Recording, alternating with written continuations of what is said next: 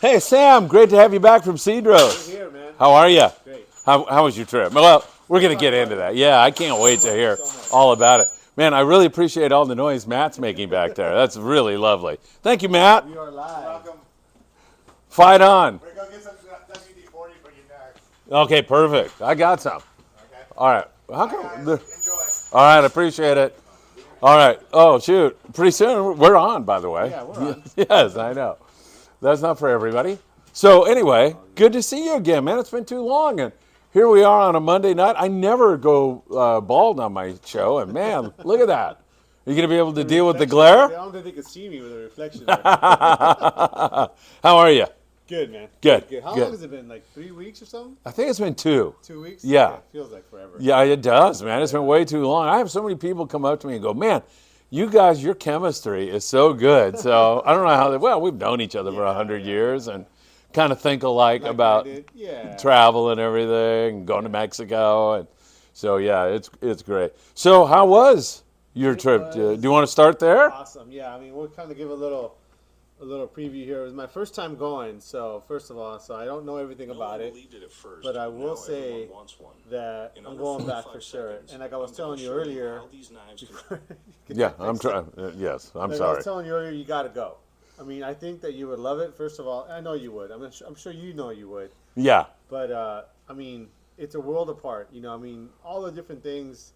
I always talk about when we talk about going fishing in San Diego or even San Pedro, anywhere, 22nd Street Landing, anywhere. yeah, All the different things that have to come together for us to go fishing. You know, between the boats, the ticket office, the bait, you know, insurance, all that stuff, right? everything. Same thing, even more so with fishing Cedros, you know, because you have an airline involved, you have a border crossing, which Rosie at Cedros Sport Fishing Makes it really easy. makes it so easy. I mean, you know, crossing the border typically is not that bad. I mean, you know, you're just going into TJ or something like that. But when you have to deal with an airline, you know, there's just, you know, some logistics involved that you would think, man, you know, we take it for granted how easy she's made it. And I think that that's one of the things that maybe sometimes people might feel a little bit hesitant about going on a trip like that. But truly, she makes it super, super easy and makes it so that you really don't have to, you just got to get there. Once you get there, you just got to walk, you know, from one gate to the other and all that kind of stuff. So you still got to do a little bit of physical labor to get there, but it's so easy. So I haven't been to the so awesome. Tijuana airport for many years, but many years ago when I went, it was really nice. Yeah. I bet it's even nicer now. Yeah, huh? yeah, it's a modern airport. Yeah. You know, everything, big windows, the whole thing. It's really, really. I only say that because you know how some people, oh, Mexico must be, you know, and it's no. not like that. And you know, the thing is that because of that CBX crossing, and I don't know really how to compare because it's been a while since I've been to the Tijuana airport proper, but the way that they have the CBX crossing, it's almost like you have your own private entrance, you know, so to speak. I mean, see, we're not the only ones there. There's other people that are using the same type of entrance. But the way that she's got it worked out, I mean, it's just so easy, you know. And the way it works, too, is that because we're taking a small charter plane, is that once we get to our gate and it's time to go, there's a bus that takes us right to the airplane. So, I mean, you feel like you're a celebrity almost. Somebody said they can barely hear you, so I'm going to switch you here a little bit. But, yeah, you feel like, you know, you're like a celebrity getting on an airplane because you're catered to, you know. And there's a guy, is actually, that's part of the operation, I guess, is that, and I think he works for the airport, but he takes you right from where she leaves you and hands you off to this other gentleman, and he takes you right down to the airplane. Jeez. I mean, so It's simple. There's no way to get lost. There's no way to go the wrong way or end up in the wrong place. He takes you right there, and it's so easy. So it's, as far as getting there, it couldn't be any easier, I don't think. Great. Hey, hit that like button. If you have a chance, don't forget to subscribe to Friedman Adventures. Sam and I are happy to see you here for Tackle Shop Confessions. As always, share these videos, and a lot of you are already asking questions and commenting. I'll get to those in a moment. And also, I want to remind you all that we'll be on the Independence October 20th, and we would love to see you on that 5-day trip. The boat, the food, the crew, the fishing's outstanding now, man. That's going to be a fun trip. Oh, man, fishing's off the hook. We're going to get into all that too. IndependenceSportFishing.com. You can book tonight. Get on there and do that right now. All right, how are the accommodations? What is it like? Because it's so remote, right? Yeah. It's so cool. Yeah. I mean, you know, you're not staying at a 5-star resort. That's not what it is. But in comparison to what you would probably think, it's so nice. Air conditioned rooms. They feed us. In the morning we get a breakfast. You get a dinner when you come back, and then they provide food on the boat. Which, by the way, it's all included. That's all your drinks. The only thing that's not included is your any kind of alcohol. So they'll go into town and buy you beer to bring down, and any kind of tips. But so the food's great. Typical Mexican food. Nothing really crazy there. But just good home cooking, right? Yeah, exactly. Love it. A lot of people were commenting like, "Oh, this is such great food." I'm like, it's pretty cool. It's pretty much what I eat all the time. So it's really, really good stuff. But the food's great. The rooms are actually really, really nice, but pretty simple. 2 beds, a bathroom. Nothing really exotic. They don't have like big giant, widescreen TVs in them or nothing like that. But they're definitely more than sufficient. And to be honest with you, you fish so hard all day that by the time you get back, man, you're pretty beat. So you're not really worried about it being like this, like the resort side of it. It isn't like there's no pool, there's no swim up bar. It isn't that type of resort. Yeah. It's really, just to get you to sleep and get you fired up for the next day. But it's way nicer than I think most people would think. Yeah. Super nice, yeah. And the fishing, how was it? Incredible.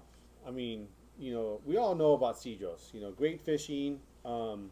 We have different species there. You got your yellowtail, your calico bass, white sea bass, halibut, other stuff that we got Dorado as well.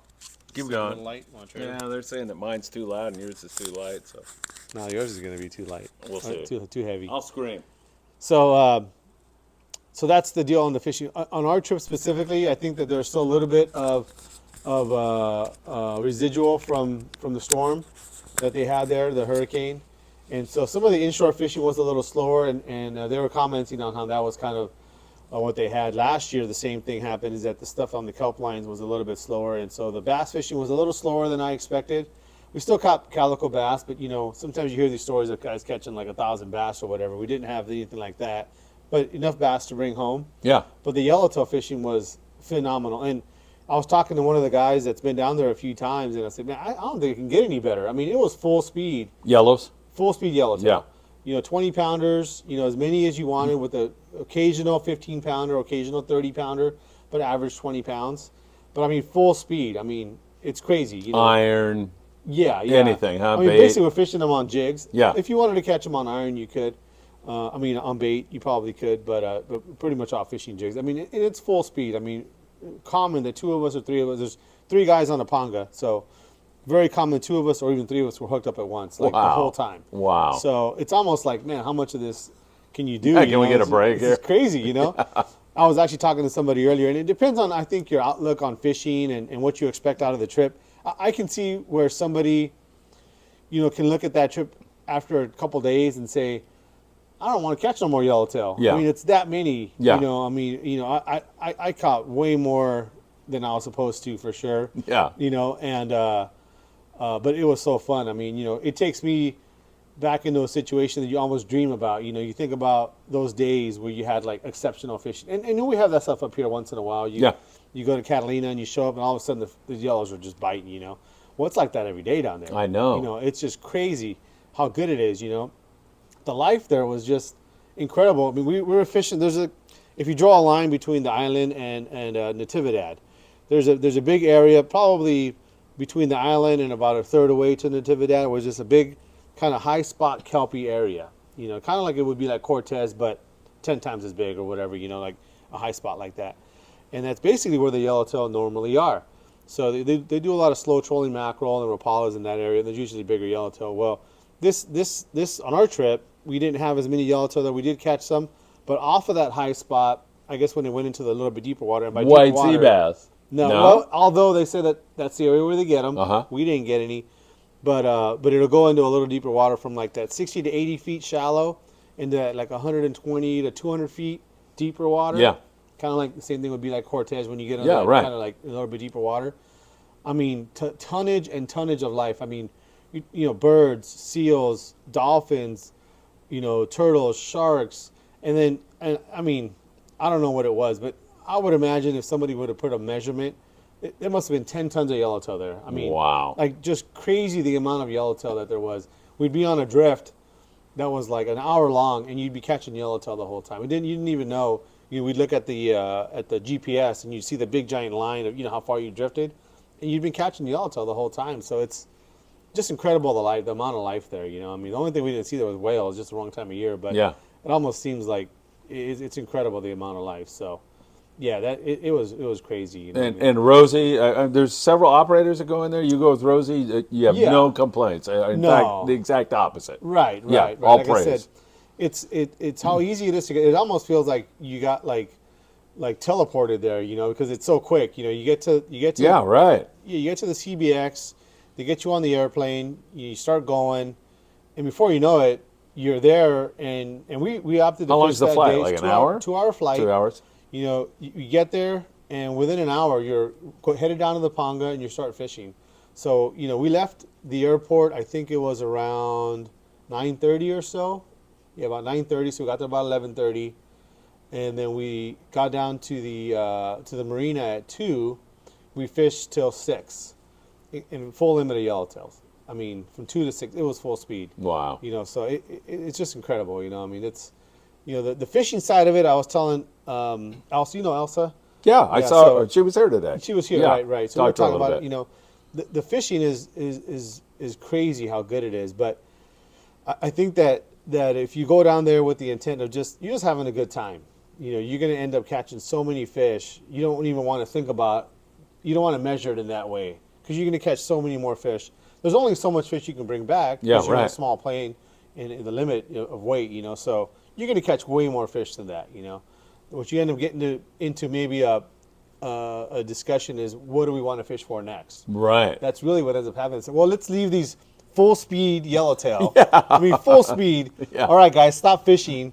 We're going to go try to catch something else now. And it's just incredible to think that you're in a situation. It's just I know. like fishing heaven, It's Pinch crazy. me, I'm dreaming. It's crazy. Yeah. Yeah, and to think that people do this, it's almost like I shouldn't be talking about it. It's like you're going to burn the spot, It's like I can't believe that those trips aren't like twice as much.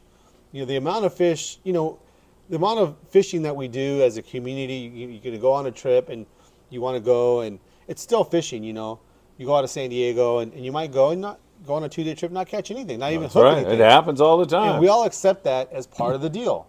It doesn't seem like that's even a possibility down there. I mean, I'm sure it can happen.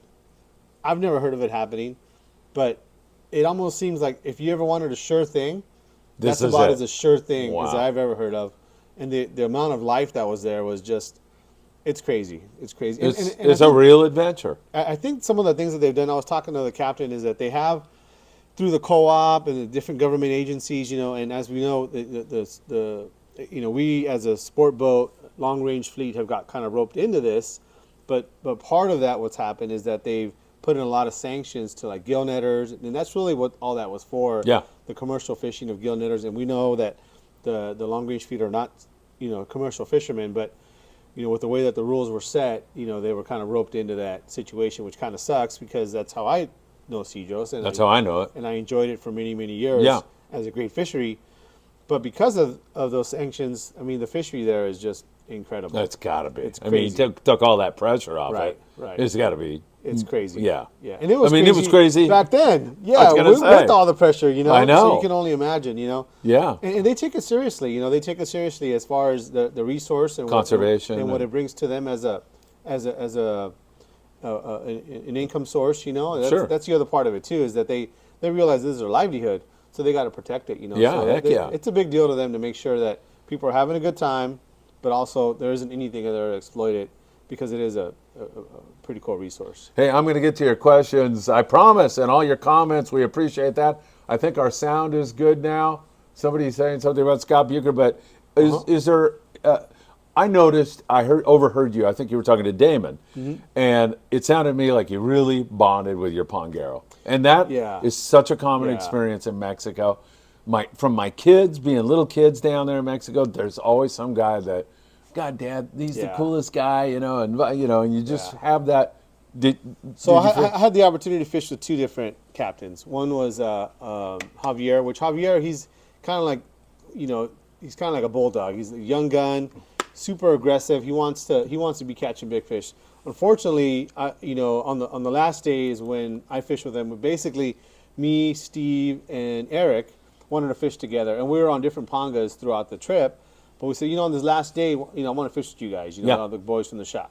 So we went fishing on that boat, and we had really, really adverse conditions. It was the windiest of all the days, and a lot of the areas of the island were basically unavailable. So we couldn't fish them. And I could tell that Javier was just frustrated over the idea that he couldn't show us a good time. So that was a little bit, tough for me to see him frustrated because, I was going out to have a good time. I don't want anybody to not have a good time.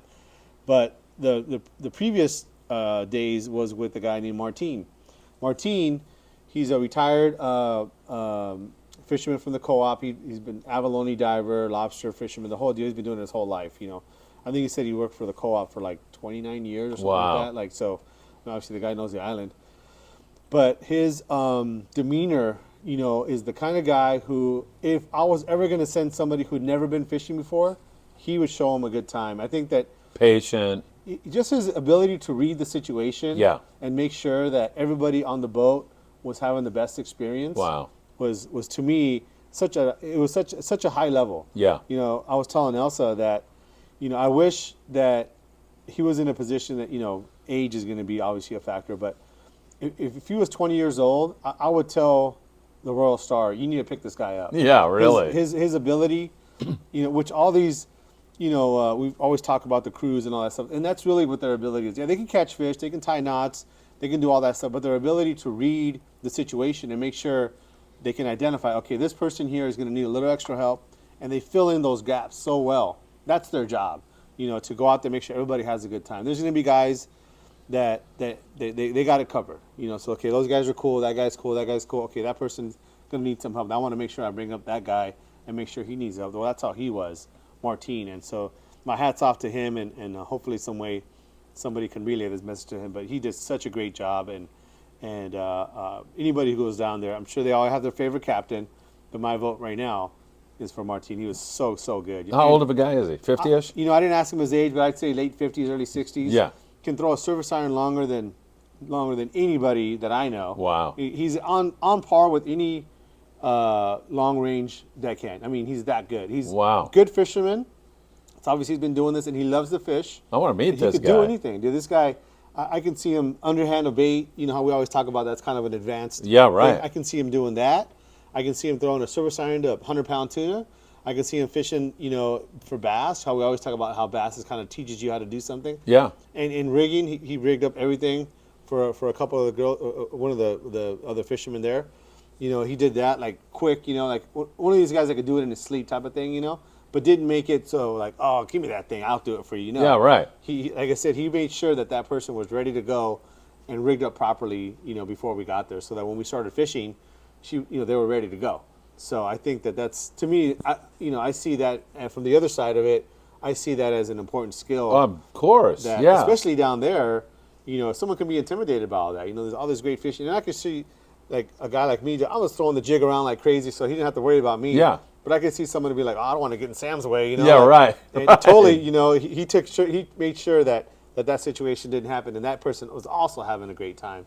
So to me, I didn't feel the pressure of like, okay, I got to slow it down. I got to make sure this other person is taken care of. No, Martin was on it, and he made sure that person was taken care of so that I can have fun. Yeah. So, and I just kind of felt that way. Wow, about that's it. So, great. It sounds like a tailor-made podcast. Yeah. I'd love to. Does he speak good English or not? No. Okay, so I'd have to do it in Spanish, but I'd love to do that. Oh, yeah. I mean, if you can go down there and do a podcast on the boat, it would. I don't know. We'd have some communication errors with the internet or stuff like that. But it would be great. We got to do it. And if we can't get it like live, we'll do it. Something. We'll tape it. Yeah. And then, something. Yeah. Yeah. That sounds great. So as far as that bond, you were saying about that. I could tell. Definitely a great guy. Yeah, I could tell. Definitely a great guy. You want to read a couple comments here? Let's do this, yeah. We're going to start stacking them We're up going to here. start catching up here, you guys. Great to have you all with us again. Lots of people watching. We're competing with a big NFL game tonight, aren't we? Oh, that's going to be tough, yeah. No, it's not. Who's playing?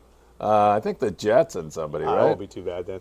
Yeah. All right. Travis Wright says hello. I just saw Travis. We were down there in San Diego fishing on a one-day trip, and we had a really, really good time. I saw you post that. I think we were a day off. I was in San Diego, but not at the landing. Oh, yeah? Yeah. Yeah, that was fun. We had a good time. William Padilla says, good evening. Tim Marquez says, looking forward to the show. Welcome back, Sam. Tim, always great to see you. In fact, Tim, I said, hey, I need some help. We've got a bunch of clothing donated. Here we go again. And I need a pickup, Tim. Boom. Took it to the warehouse. Bob Gifford, same thing. We had 3 trucks, picked up all this stuff, and moved it over to the warehouse. Tim, you are awesome. 540 Slinger, that's our buddy Jeff Yeomans. Yep. Good evening, Phil and Sam. Great to see you. Hey, before we go any further, I got so sucked into the Cedros thing. We should mention it's 9/11, and then our thoughts and prayers are with the families that are still suffering from that horrific day in American history. So I think I wanted to say that. I'm sorry I omitted that up front. All right, Sam's mic is low, but I think we got that figured out. We'll see here in a second. William says, I'm brand new to using conventional reels. How do you know what rod it will pair on? You come down here and talk to Sam. Yeah. So I mean, you want to kind of match the line size to the rod size as far as that. But if you have any questions on that, you want to go to a store and make sure that you get, hopefully you're near us. You can come down. Obviously, we'll help you out. But even if you could post on here what exactly reel you're talking about, I'll probably be able to help you out. All right, perfect. Chulas Kala. Oh, he's talking about your mic again, but I think we got that settled. Dan Smith. Dan, it's great to see you, my friend. Hello, Phil, Sam, and all you great folks watching. Phil and Sam, welcome back from your trips. You old salt. Yeah, man, we're both out fishing and having fun. Awesome. I love fishing San Diego because I have so many memories. And just seeing like Fisherman's Landing dock and remembering back to when my brother and I first met Frank Lopreste and we talked our way onto the Searcher one night. Just getting off that Rosecrans exit. Yeah, right? Like, oh, I'm here, man. I'm here. Yeah. And the other thing is when I start going home, I don't know what it is about my car. There's something, it's like autopilot. It starts going right toward the border and I got to fight it, man, and head for L.A. But, yeah, I was trying to talk Scott Buchert into going down there, but thank God he said no. All right, David says, good evening, guys. Why are ringed hooks so effective and are circle hooks good for Dorado as well? So ring hooks, the general concept is that, especially when you start getting into heavier line, is that when the knot is so constrictive to the eye of the hook, sometimes with that heavy line being stiff, and fluorocarbon being even more so, is that if you have a bait that's smaller or weaker, it just doesn't have the strength to kind of overpower that tight connection to the hook.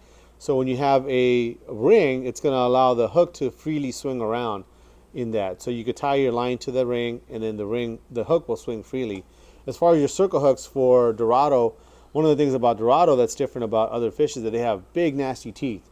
And so invariably they're just so voracious when they eat that, man, so many times they're going to suck that hook down and get it stuck in their throat or their gills, and your line's going to be rubbing on their teeth. So either you got to use super heavy line, like 50 or 60 pounds, so that it can kind of undergo that chafing, or use a circle hook. You stand a better chance of hooking them in the corner of the mouth. But that's the reason on the circle hooks for the Dorado. All right, very good. BB says, good to know the CBX bridge, as I have booked a trip for Los Barriles and am flying Volaris. Yeah. So, yeah. Yeah, I think you can go right to the gate for Volaris there as well.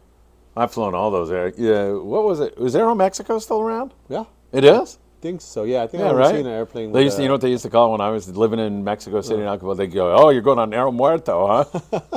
These were the Mexican Nationals. It was funny. All right, let's see. Yeah, I'm sure Aero Mexico likes that, right? Yeah. All right, Steve Bermuda's complaining as usual. What can I tell you?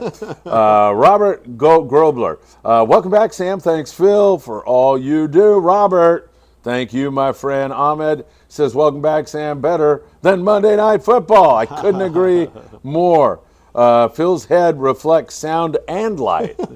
Sam, very talented. That, yeah. Thank you. Maybe that's where my voice was going. It was going off in another direction.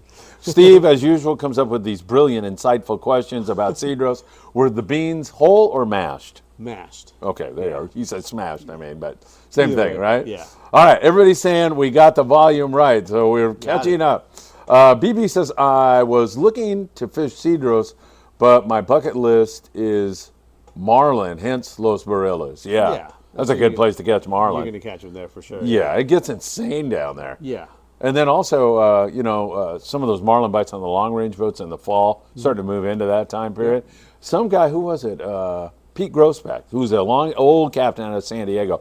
He was telling me, man, he thinks it's going to happen up here this year. Oh, it's already happening. Yeah, I know. It's been good. Yeah, It's been really good. I think it's going to go up a notch. So he's talking about like 20 fish feeding on anchovy, and they're just insane. And It's been like that already. We have some. I think there was a Marlin tournament this past weekend. was it good? I haven't got the particulars on it. I Yeah. was out of town, but the guys leading up to the trip were commenting on how good the marlin fishing has already been, even leading up to it. So they were talking about how the point system that they have is kind of going to be crazy this year. So we have to look into that. Cue Ball says he's looking for 4 spots on a 2-day ASAP. No wonder, man. Have you seen this fishing that's Yeah, going on right yeah. now? It's a big fish, and the wind blew up on us a little bit. I've been talking to Diego at 3 o'clock in the morning the last 2 nights. The one night they had over 100 big bluefin.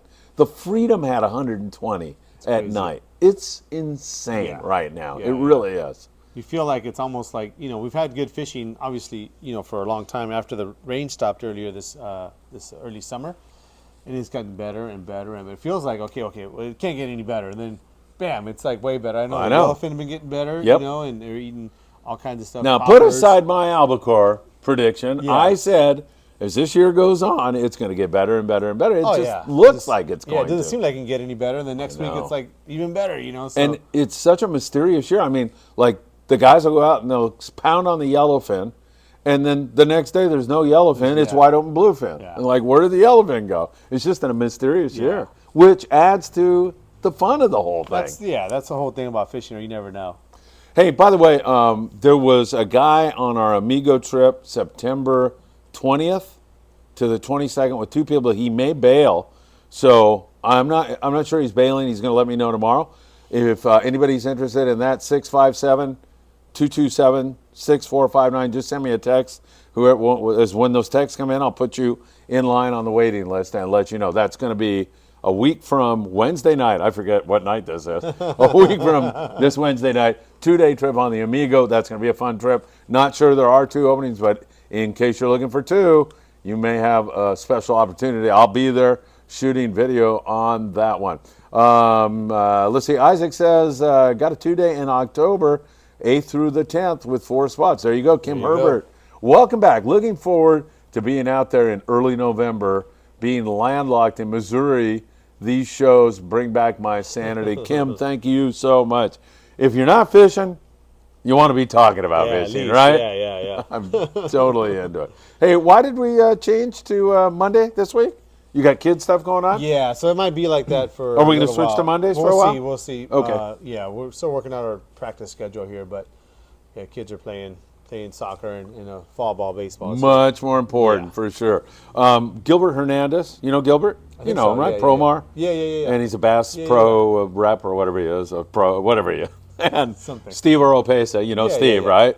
That little crook. They're going to do Where's he been at? they're doing a live lobster seminar Oh. from 22nd Street Landing on Friedman Adventures, Wednesday good. night, 6 p.m. This Wednesday. This Wednesday. 6 Yeah, p.m. You should come over. I won't be able to. Why? Oh, yeah, you got Practice, stuff going on. yeah, Yeah. yeah. Well, anyway, you can tune in later. In case you Okay. can't watch it live, you'll be able to tune it up. Anybody want to give us football results? I'm all ears, man. Although I watch all my football on Saturday, as everybody around here knows. Joe, hey, Phil and Sam, great to hear you. Had an amazing trip to Cedros. It's on my bucket list to fish that area. What is your opinion, the best time to go to Cedros? So I talked to a couple guys that have been there different times a year, and even talked to the captain. Like, what about this? What about that? And kind of the mainstay there is going to be your yellowtail. I mean, that stuff just lives there, I guess. So the biggest difference that you have earlier in the year, the season for them starts late May. I think the last weekend of May, and I think it goes to the last weekend of October, I believe, maybe first week of November, something like that. And that's basically their best season for fishing. I don't know if they have other. I think also too is that later in the season, a lot of the resources they start going towards the lobster. So maybe by that time That must be it, they're huh? kind of Yeah. done by then, And then earlier in the year, it's kind of still a little cold, I think. So they really want to kind of like compress the best opportunity. But so starting late May, actually, I think we sponsor a trip, the first trip of the year, which is late May. And the last 2 years that they've done it have been excellent yellowtail fishing, all you wanted. The thing that is a little bit different is that they seem to do a little bit better on the halibut that they've been doing, a little bit of sea bass, but definitely more halibut. And then later in the year, you get more of the exotics. You get your Dorado, which actually we caught some Dorado on this trip. And then once in a long while, later in the year, late October or so, sometimes we'll get some wahoo. So that's something that happens. But your yellowtail is about the same. You know, surface ironfish and yo-yo fish about the same, what we encountered. But, you know, that yellowtail fishing is really almost the reason that you go down there. You know, it's so good. And once again, you know, you don't want to measure it as far as like what's better. You know, I don't want to even measure it that way because the fishing for the yellowtail is so good. If you don't like yellowtail fishing, you're probably not going to like Cedros, honestly. Yeah, but who doesn't like yellowtail I know. fishing, I'm right? just saying, yeah, right. If that's not your focus, then everything else is kind of like ancillary. Well, it's like all- this all guy that wants to basic. catch marlin. Maybe then Yeah, you go somewhere else. Yeah, exactly. So it's a different kind of deal. But you know, you basically show up to the marina with your captain. You get you know all the gear's already on there, and he basically asks you, where do you want to go? What do you want to catch today? And it's on tap. You know, pretty much. You want to go So what catch are bass? Yeah, okay. Bass, Yeah, bass. You get- halibut. You know, and that's the one thing. The halibut is something that they do more earlier in the year. Yeah. But it's okay. You want to go do some halibut drifts? We'll go do that. You know. And with the halibut, I think they also have to go try to catch smaller bait. You know, Yeah. because a lot of the mackerel you get are the yellowtail size big Yeah. bait. So that's another difference too. You'll have to go make special bait for the halibut. But it's typically going to be more like, do you want to go fish bass or do you want to go fish yellowtail? Those are the two main species. But on one day, I wanted to go catch pinto bass. They have some pinto bass there, which is kind of like a mix between a calico and a grouper. I think the biggest that he was saying that he's seen is about 15 to 20 pounds, is about as big as they go. So kind of like a big rock cod, I guess. Yeah. Like it'd be Yeah. about as big as they get. We got a whole bunch in that 8 to 10 pound range. But they're great eating. Great I know eating. they are. I've eaten Yeah, them. you're fishing them on the bottom, dropper loop. It's not really a sexy way of fishing them. Yeah. But They pull a little bit, they though, pull a don't little they? bit. Yeah, it's fun, you know. Yeah. So it's something we did one afternoon, but that's kind of what it is. It's like, okay, well, what do you want to do? And he just takes you there, you know. Now, granted, some areas are far one way, so if you wanted to do those two things one day, you may not be able to do the two. But you kind of have a conversation with him. It's like, well, today I want to do this, this, and this. So he'll take you in order based on what you told him that day, you know. So sometimes also too based on weather. You know, some guys will want to fish like some parts of the island where you have to have really, really good weather to even get there. Or maybe go fish, let's say, Bonitas Island. Right. I was going to say, do you You fish know, Bonitas? You out there? can, yeah, but you have to have pretty good weather because you got to be going full speed the whole way. Yeah. You can fish Natividad, and also same thing because it's basically a crossing, you know, so between the two islands. So you have to have good weather to go there. So sometimes the weather might be more limiting as to what you can do, but there's really no guarantee of good weather anytime, anywhere you go. So I wouldn't really base it on that, but that's kind of your biggest difference. And I don't think there's a better time one or the other, honestly. I mean, you go whenever you can go, wherever your schedule kind of allows. You can do offshore, too, right? If the tuna and Dorado and stuff are nearby. Yeah, I talked to them a little bit about that. It doesn't really seem to be, they don't really go that far. Yeah. You would think, I know. They don't you have don't to. Yeah, I mean, so Yeah. going 20 miles offshore, 25 miles offshore is just not something that they really are doing. Where I was talking to them about that, and said, yeah, I guess we can try to do something like that, but without having that type of experience, you're kind of just going to be running around trolling. They don't have like a spotter plane. They don't have a fleet of boats that are checking out an offshore bank. How we do. We have dozens of boats that are on the Cortez, that are Yeah. on the 43, that are Yep. on the lower 500. So we kind of know where things are moving around. They don't really have that. They don't have that to where if they go out, they're just kind of going out Blind. looking blind. Yeah. So I'm sure you could, but I wouldn't expect that to be something that guarantees any results like the things that they already know how to do. Yeah, for Yeah. sure. You want to hear about my little thing that Yeah. happened the other day? So we had a charter on the Apollo, right? Okay. Did you haven't heard this story, have you? No. Oh, I'm driving to San Diego, and the trip's leaving at 10 that night. Okay. Apollo, great boat and everything else. And 1:30, I get a text from Lori Mueller. That's Jeff's girlfriend, Jeff Jessup. Her dad and I worked together on the Redondo Special. Okay. Small world. Lovely yeah. person, great person. And all it is, it says, call me, exclamation point. Oh, wow. So I go, That's oh, not there's good. that's not Yeah, good, yeah. exclamation point. I go, what's up? Oh man, a catastrophic engine failure. Oh, no. They're down for the year. Talk Oh. about financial hardship because they've got charters. yeah. So I mean, on the one hand, I'm like, oh my God, I'm feeling sorry. Yeah. Because these are dear friends of mine. Jeff babysat my kids Yeah. on the Spitfire. Drop them off, and then Lori's a great person. So I'm there, but I've also got 20 souls Yeah. who are like driving to San Diego, Yeah. taking the day off, done all this stuff. So I go, okay, so I got to start looking for a boat. Yeah. And that's going to be impossible. It's just not going to happen. Fishing's too Yeah. good. And so I called Lori, and she starts working. We start working. Anyway, we get the Fortune Really? with Rick Russell, Wow. who I love Rick. And we pulled it off, man. We pulled a rabbit out of the hat. I sent everybody. I was hesitant to send the message that the boat was not Yeah, running yeah. because I wanted to work. But I go, I got to tell everybody. yeah. So I sent out the message. I go, we don't have a boat. Okay, I'm working on it. Give me until 4, and that was like 1:30. And by 2 o'clock, we had the Fortune. Wow. And so then I sent out a message. I'd see you at Fisherman's Landing, everybody. Yeah. So it all worked out. But I mean, man, not for only did you get a boat, it isn't like right. I never heard of that boat. Where'd Yeah. you get that from? Yeah, right? I know. Thank God. I mean, Yeah. the crew, Ryan, and there's Yeah. 2 Ryans, and Carlos, and Sal in the galley's insane, and Gosh, man. and Rick Russell's great. How was the and fishing? It was the day that it kind of took a turn. But, even a turn, I mean, I got to say, I think we had 20 guys or 21 guys or whatever it was, and I think we had 30 Dorado, a yellowfin, and 7 bluefin. Okay. So, I mean, not horrible, but No, right. not You- like you what didn't it strike was. out, but Yeah, same it- fishing you would have had on the Apollo. yeah. yeah. No, the Apollo was down there sorry. out of Seaforth. Yeah, that's what I'm saying. Yeah, If you would have gone, probably. Yeah. Yes, probably. Yeah. So anyway, that was my, Wow. Jeez. if I had any hair, I would have lost it. That's for sure. All right, Tyler says, Rosie and Richard and Floor at the lodge. One are just incredible with Cedros sport fishing. They make the trip so wonderful in addition to the fishing. Tyler Tanaka, I love that I guy. will make one comment too that Richard. So he's kind of like your concierge down there. He's the guy who receives you at the airport. He's the guy that drives you down to the lodge. And if you need a 6-pack of beer or a pack of Oreo cookies or whatever, he goes and gets it for you. If you need an extra pillow, he's the guy who gets it for you. Whatever. If you forgot one shoe because you thought you had 2 shoes, he'd take you to go buy shoes. I mean, whatever it is, the guy's going to take care of you. So you got to, my hat's off to Richard too. Without him, that operation, it wouldn't run. It wouldn't run. So my hat's off to Richard. And Flora, she's so great. She's kind of like the manager of the place. She kind of deals with the girls there with the kitchen and all that stuff, and does a great job. But Richard's kind of your go-to guy. If you have any kind of concern or like when we made the change with the captains, we went through Richard and he kind of like set it up for us, told us, okay, this is what you got to do to make that happen. So very, very, very happy that Richard's part of that deal, and can't wait to get down there and see him again. Did you walk in?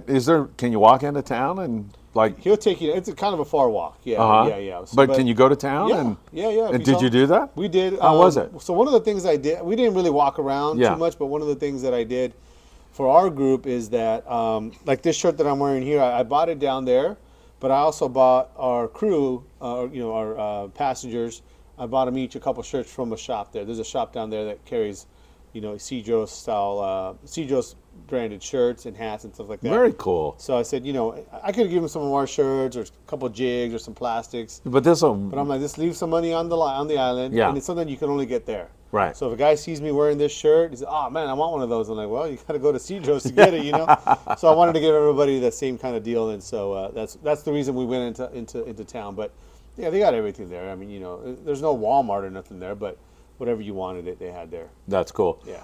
Jaime Fernandez Jr. says, Happy Monday. My friend Scott Bucher wants to know what a good rod and reel for Wahoo is. We're not getting into that again, are we? Trinidad 30. What was it? Or anything but a Trinidad 30, yeah. Jaime, we love it, man. Let's see. Cue ball. Oh, these guys are talking about a possible trip. Let me get back up here again. Oh, okay. So that's Isaac. He's a charter master. Yeah.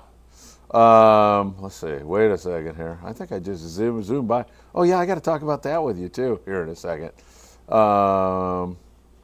Tyler says, so glad it was wide open for you. You are spot on about those 2 captains. Javier wants to run and gun for a surface iron. Martin is my favorite captains, the best and most knowledgeable. So yeah, he agrees. I'd like to fish with that guy that likes to run and gun too, though. That's what I'm saying, It's like they're two different deals. classical music and AC/DC. Yeah, Yeah, yeah, yeah, that's awesome. yeah, yeah. Phil has my number. Yes, I do. If you need to get it, I'll get it to you. Israel De La Cruz. Good evening, Phil and Sam and the FA family. So Israel De La Cruz, do you know him? Have you met him? I don't know. Yeah. Yeah, you have? Didn't he come in here? He may have. He lives down in San Diego. Works at okay. Verona Casino. Okay. Dude, so we had 11,000 subscribers while we were out on the Fortune, and he works at Verona Casino. He brought on board a freaking aged tomahawk steak. Jeez. Like a really expensive, for me, I'm on the carnivore diet, and I said to Sally, can you cook this thing up? He goes, oh yeah, man, and cooked it up. Wow. So what a great guy. Israel, I'm still thinking That's about awesome. you on that, man. That was really, really good. Sam could do the voiceover for the podcast. There you are. I'm sure. I'm, What podcast? This one? No. Oh. Dan and I telling you are. to shut up. Yeah. Oh, Dan and I are enjoying the show. Ethan and Michael are running around playing. Yeah, Dan was supposed to be here, I thought, tonight. Oh, okay.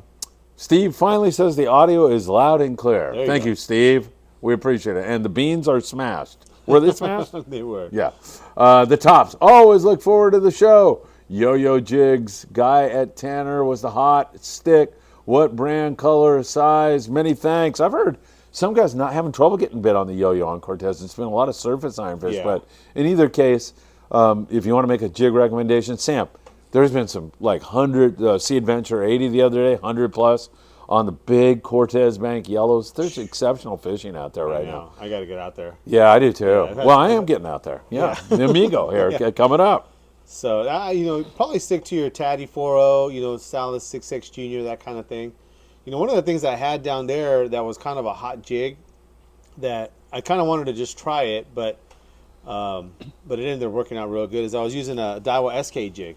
So you figure that's a tuna jig, right? Yeah. Something like that. But, man, the yellows were biting on it. Were they? Full speed. Nice. As soon as it hit the bottom, a couple pumps on the rod, and it was game on. Every single time it got to the bottom. It even got to the point to where the other two that were on my panga, I was like, this is the craziest, hottest jig. I don't know. I'm like, well, they're like, no, it's you, man. You're just a hot stick. I'm like, no, look, here you go. And they dropped it down. Bam, they're hooked up. Oh, I'm like, really? Oh, my God. They go to the next person. Oh, I'm hooked up. And then Martin got it. He got, oh, I'm hooked up. I mean, that thing was like crazy. Daiwa SKG. And Daiwa SK jig, You yeah. said dropped it down. Were they seriously just dropping it down? Just drop getting it bit? down, and I mean, it hit the bottom, or maybe yellowtail. Got bit on the way down, Got yeah. bit on the way down. You put that thing. They put it in gear. A couple pumps, they're on. Wow. Every single time. That's so fun. It was just crazy. So I think that I'd probably try that. I guarantee it would work. I guarantee it would work. Yeah. They're biting it so good. Wow, that sounds so freaking cool. I love it. Damon is asked, great trip, Sam. Looking forward to fishing with you again. Dealer Lures. So was he on the trip? Oh, Damon. Yeah, so that's yeah, Damon. Yeah, So yeah. He's got a Damon, brand of good jigs. to see you, man. He's got a brand of jigs.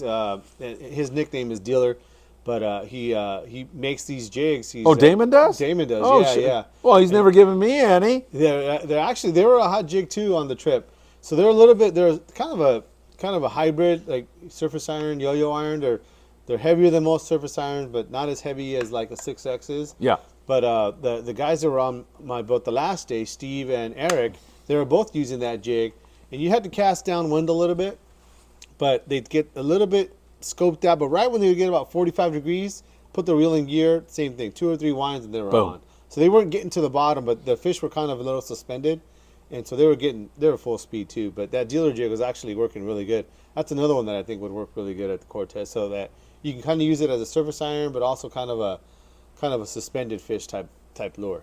All right, perfect. Ken Trenholm. Ken, good to see you, my friend. He was on board that Fortune trip. Hi, Phil and Sam. Thanks again for a great trip on the Fortune. You made it that way, Ken.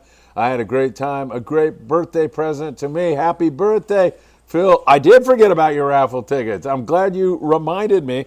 He bought 3 raffle tickets, and I haven't filled out his ticket yet. So I've already made a note because I previewed that comment there. Hey, anybody wants a raffle ticket? We're giving away a Penn Fathom reel. Just send me a text. Tell me you want information on the raffle. September 16th, we're giving that away. All those proceeds will help us send more stuff because we got so much more stuff. And this time we're going to Ensenada with the woman. Her name is Ramoncita.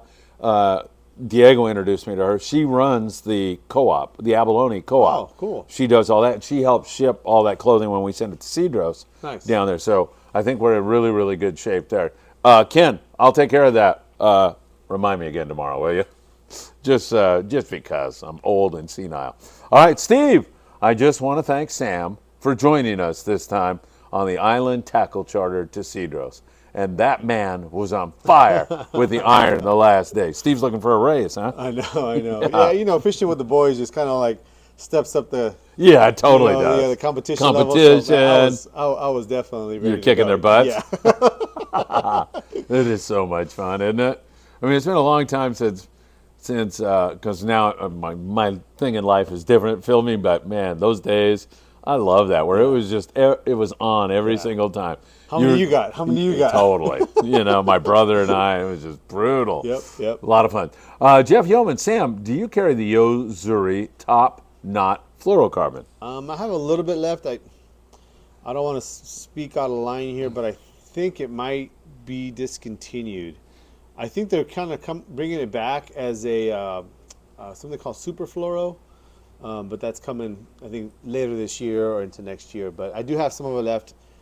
Call me on the sizes. I don't remember exactly, Jeff. Richard Escalante, I'm looking for an 80-pound trolling setup. Any suggestions? Rod and reel, mostly fishing from a panga.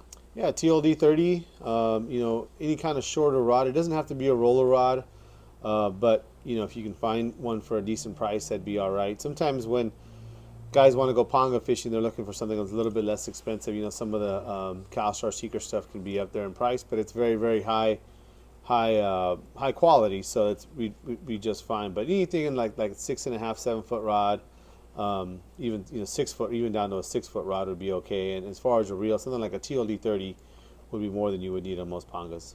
All right, perfect. That sounds good to me. I love fishing pangas. No, yeah, it's so much fun. It's fun. I will say one thing about it though is a lot of people talk about, well, you know, you get to come back home and be on land and eat dinner and sleep on land versus on a boat, long range boat. You're on the boat the whole time. But honestly, that panga fishing is tiring.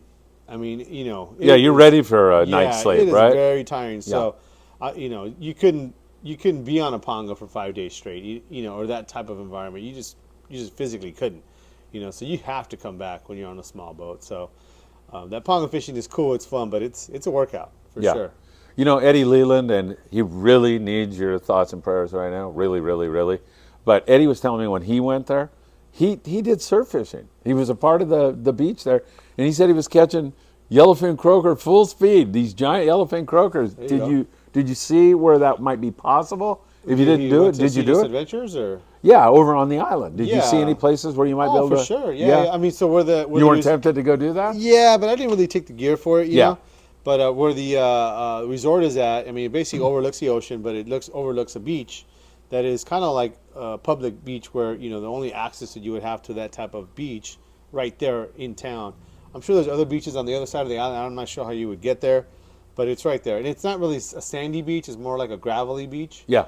But I'm sure there's fish there. I know that some of the guys talked about. I was even talking to some of the captains. Is that every year there'll be, and it's not something you can schedule, so you can't really say, well, I'm going to go on this trip to do this specifically. But they'll have the yellowtail push bait right up onto the beach. I mean, literally onto the gravel. They're pushing bait up onto the gravel, and you'll see yellowtail in like 5 feet of water or something like that. So definitely a lot of life there. I don't doubt you can catch a bunch of halibut there, maybe a white sea bass.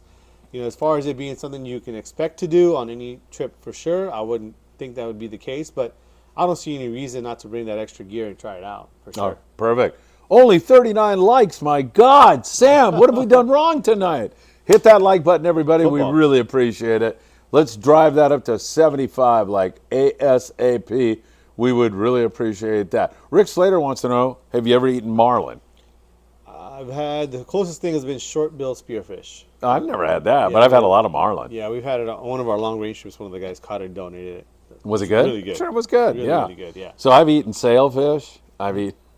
Because I remember distinctly my brother and I, when we first drove to Cabo, went out and caught a sailfish. We had no money, so we went to the taco stand and said, hey, can we, you want this sailfish? And you guys feed us for the rest of the week? Oh, see. Yeah. And so And they gave us a little of the sailfish. I've eaten blue marlin, which is really good, striped marlin, which is good. And you've never had those tacos of the marlin ahumado? You've never had those in Mexico? No, no. Oh, okay. Smoked marlin? Yeah, that's very popular down there. All right, cue ball. Marlins are great smoked, but it's dark, oily, strong fish. Yeah, it is. I don't care for it that much that way, but whatever. The game, Jets versus the Bills, is on. Your show is better. Yeah. Well, the Jets have, what's his name from? How many likes do they have? I don't know. Not as many as man, we just zoomed up, hit those likes. What's his name? The guy that played for the Packers is now playing for the Jets. You remember who the quarterback for the Packers was for years and years lately? Brett Favre? No, he was before. I watch my football on Saturday. I'm a Notre Dame guy. Did he go to Notre Dame? No, but Aaron Taylor went to Notre Dame and played with Favre and won a Super Bowl with Favre. And Aaron loves to fish, and he's a super great guy. His name is Aaron, too. Aaron. God damn it. Yeah, it is, right? We sound like idiots here. Aaron, somebody's going to point it out. We can't, Aaron, his name is Aaron, right? Yeah. Well, this is not the NFL pick your game. You know, we're all screwed up tonight on that. Somebody's going to put it up there. All right. Greg had Marlin tacos in La Paz for 4 days. They're great. Burrito was, and then he fell off the thing. It's 10-3 Buffalo. 20 seconds left in the first half. Okay, low-scoring game. Hope you got the under on that one, man. Pablo Hidalgo says hello. Cue ball. Pass on the woke. What's that mean? Do you know? I don't know. All right. Was great also. Greg finishes up. Aaron Rodgers. Aaron Rodgers. What's wrong with you? Aaron Rodgers is out. Oh, wow. Is he injured? Uh-oh. 13-3 Buffalo, 17 seconds left. Greg B, we're full on trip unless someone cancels. You know what he's talking about? Yeah, they're full on it. Which one? What's he talking? The Jets had limits of Jets.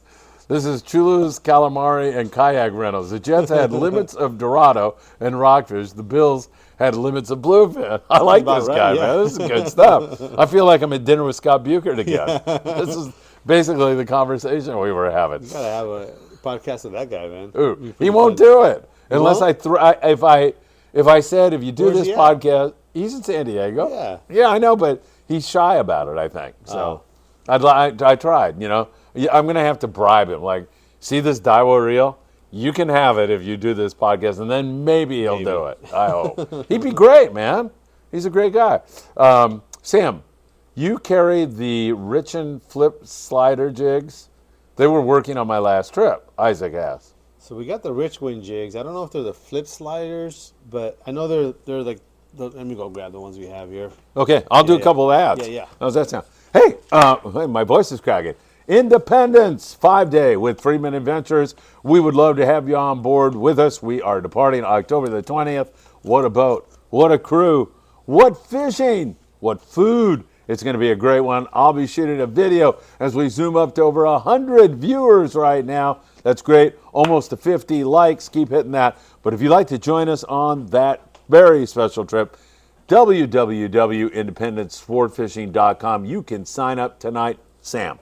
So this is the Richwind jig that we have. I mean, we have them in different colors, different sizes, but that's the one. I don't know if that's the one you're talking about. This is maybe the knife jig, but we've been selling these like crazy too. It's been a good one.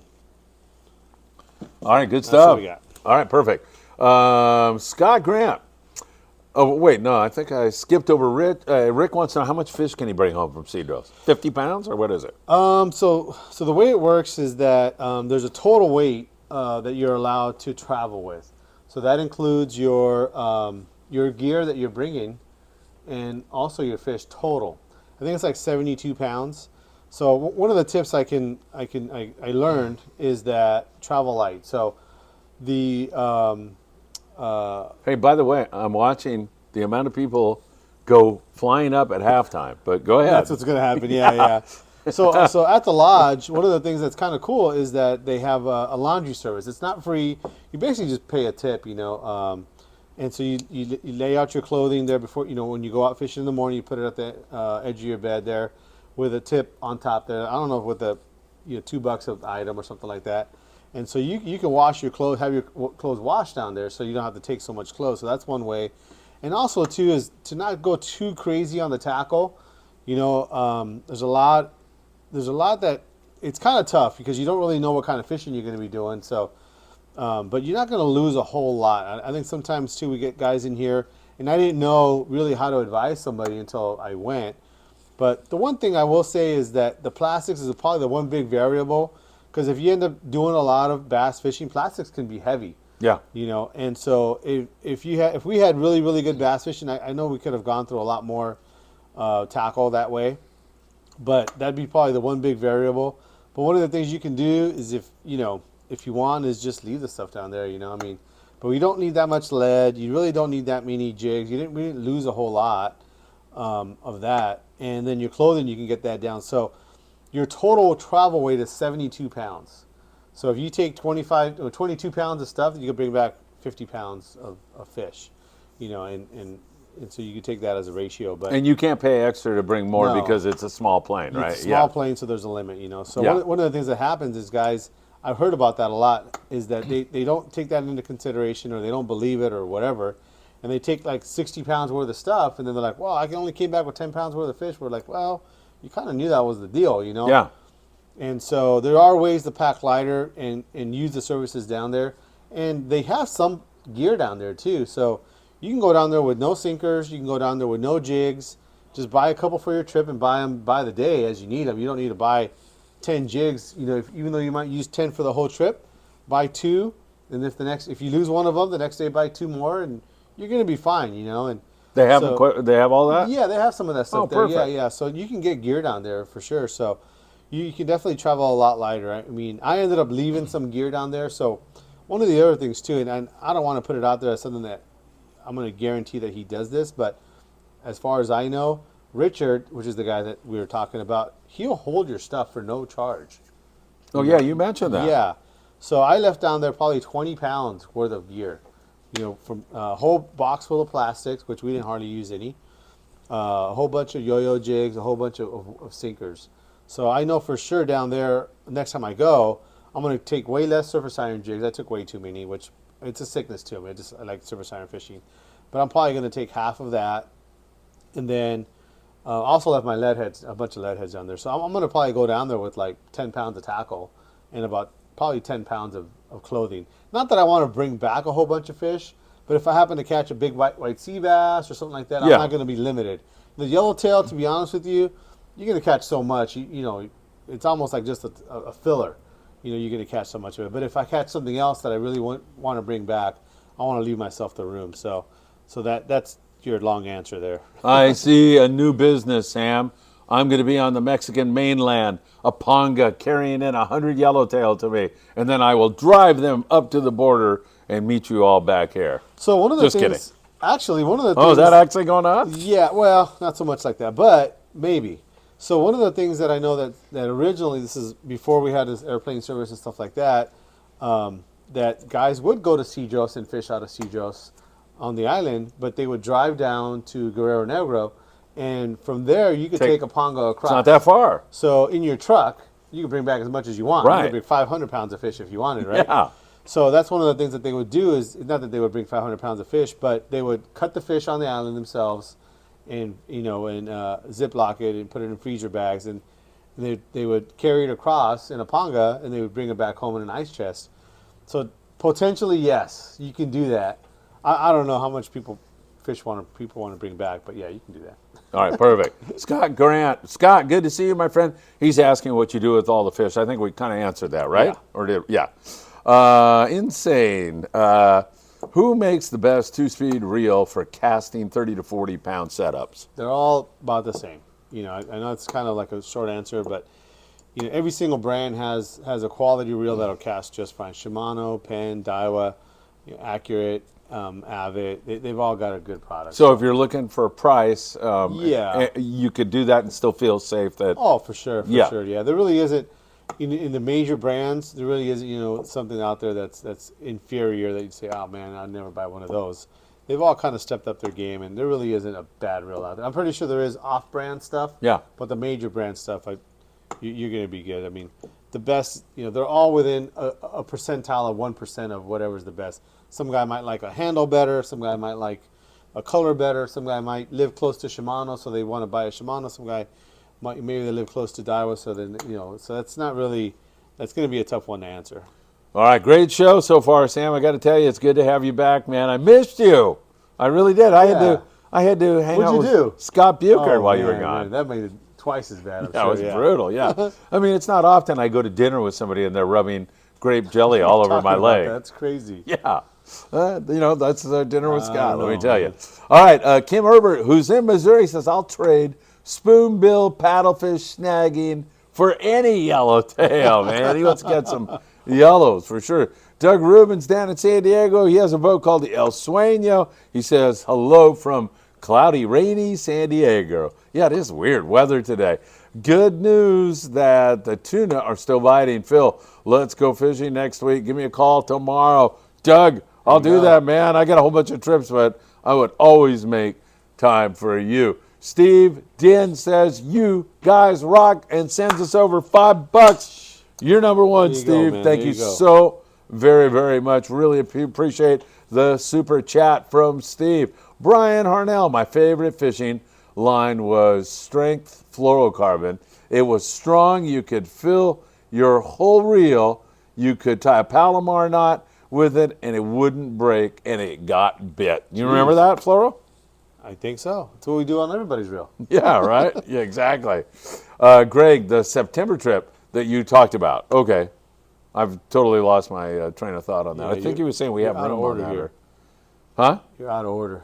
I am? Yeah. Oh, sorry. Let me go back up here. Right there. Oh, thank you. Oh, shoot. Tyler sends us $5. Tyler, thank you so much. Dinner fun for Sam and I. Do you carry any metered hollow core braid in 100-pound? What brand? If so, thank you, Tyler. Really appreciate that super chat, my friend. So Iserline makes it. Iserline makes it in 100 hollow. We do carry it. And thanks for watching my back here, so I don't totally screw the show up. Jimmy says, what tackle do you guys recommend for a 2-day trip out of H&M next Sunday? Bring it all, just about, yeah. Pretty much, right? For a little while, it seemed like that big tuna wasn't really biting too much, so you could probably get away with, 25 to 50-pound test and maybe one big rig, but even then you probably can do away with that big rig. But that big tuna is back on the bite, and so I think guys have been catching this 150 to 200 pounders pretty regular now.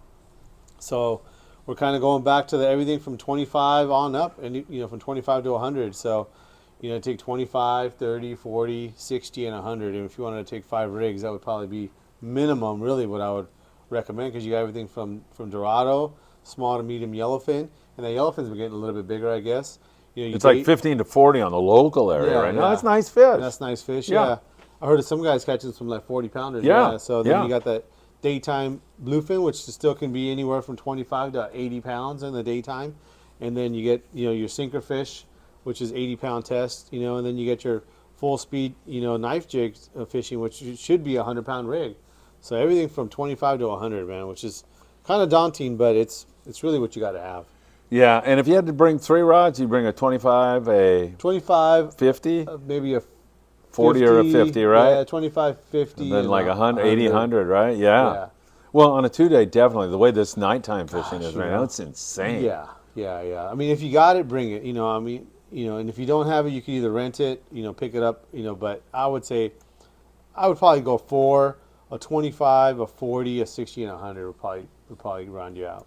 We had these guys on the Fortune trip. Man, I'll tell you, there was so many nice people. Everybody on the trip. Thank you for being there. But 2 guys, and I can't remember their names right now, but one guy was a Navy guy, and he was just green, man. He rented his rod, and, and then there was another guy, Coast Guard guy, and both these guys never caught a Dorado or anything else. And with the help of the guys that came out fishing, I mean, there you go. And the crew, the crew was great on the Fortune.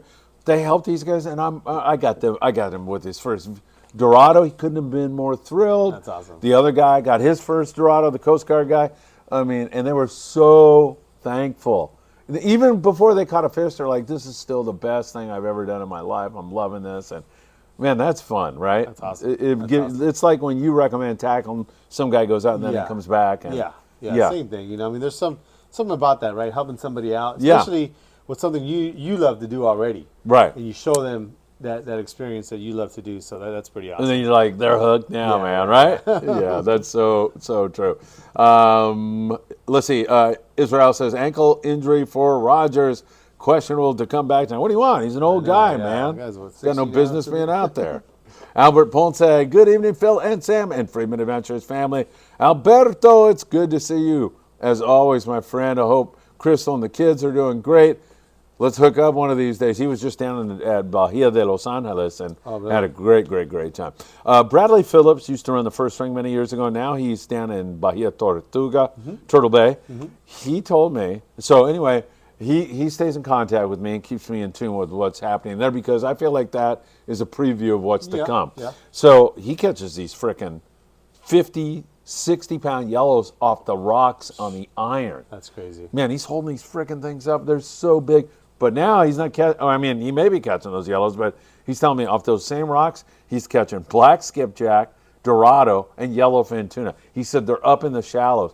He said the commercial boats that are out there, they've never seen this kind of volume. Wow. And it's all got its nose pointed towards San Diego. Jeez. And so if everything stays the same, we're going to get hit big time in a week or 10 days or a couple weeks Wow. with another wave of just an enormous amount of fish. And Brad knows what he's talking about. A half-day boat. Yeah, Tuna fishing. yeah. I mean, there's big bluefin 5 miles off Newport. Yeah. And I've seen that. Yeah. those scores yesterday, the full day boats out of San Diego were off La Jolla. So it's pretty darn incredible. And then out on the bank, that started biting again. Get out there. Sam, You got to get out there. I'm telling you, man, there's so many great opportunities. You've talked about Cedros. Yeah, people pick on me when I do the Spanish pronunciation. And then we've got all Cedros this. is the Spanish pronunciation. Yeah, I know. That's why I try calling it Cedros. Yeah. Because when I call it Cedros San is- Pedro, Cedros is the English. yes, Cedros that's is- right. Oh. Yes, that's what I'm saying. When Okay. I said Cedros, and people get mad at me when I okay. do the Spanish pronunciation. yeah. Like, don't say San Pedro, say San Pedro. So I'm trying to keep that straight. One guy in particular out there, I forget who it is, but he's always giving me trouble, and I love it, actually. All right, let's see.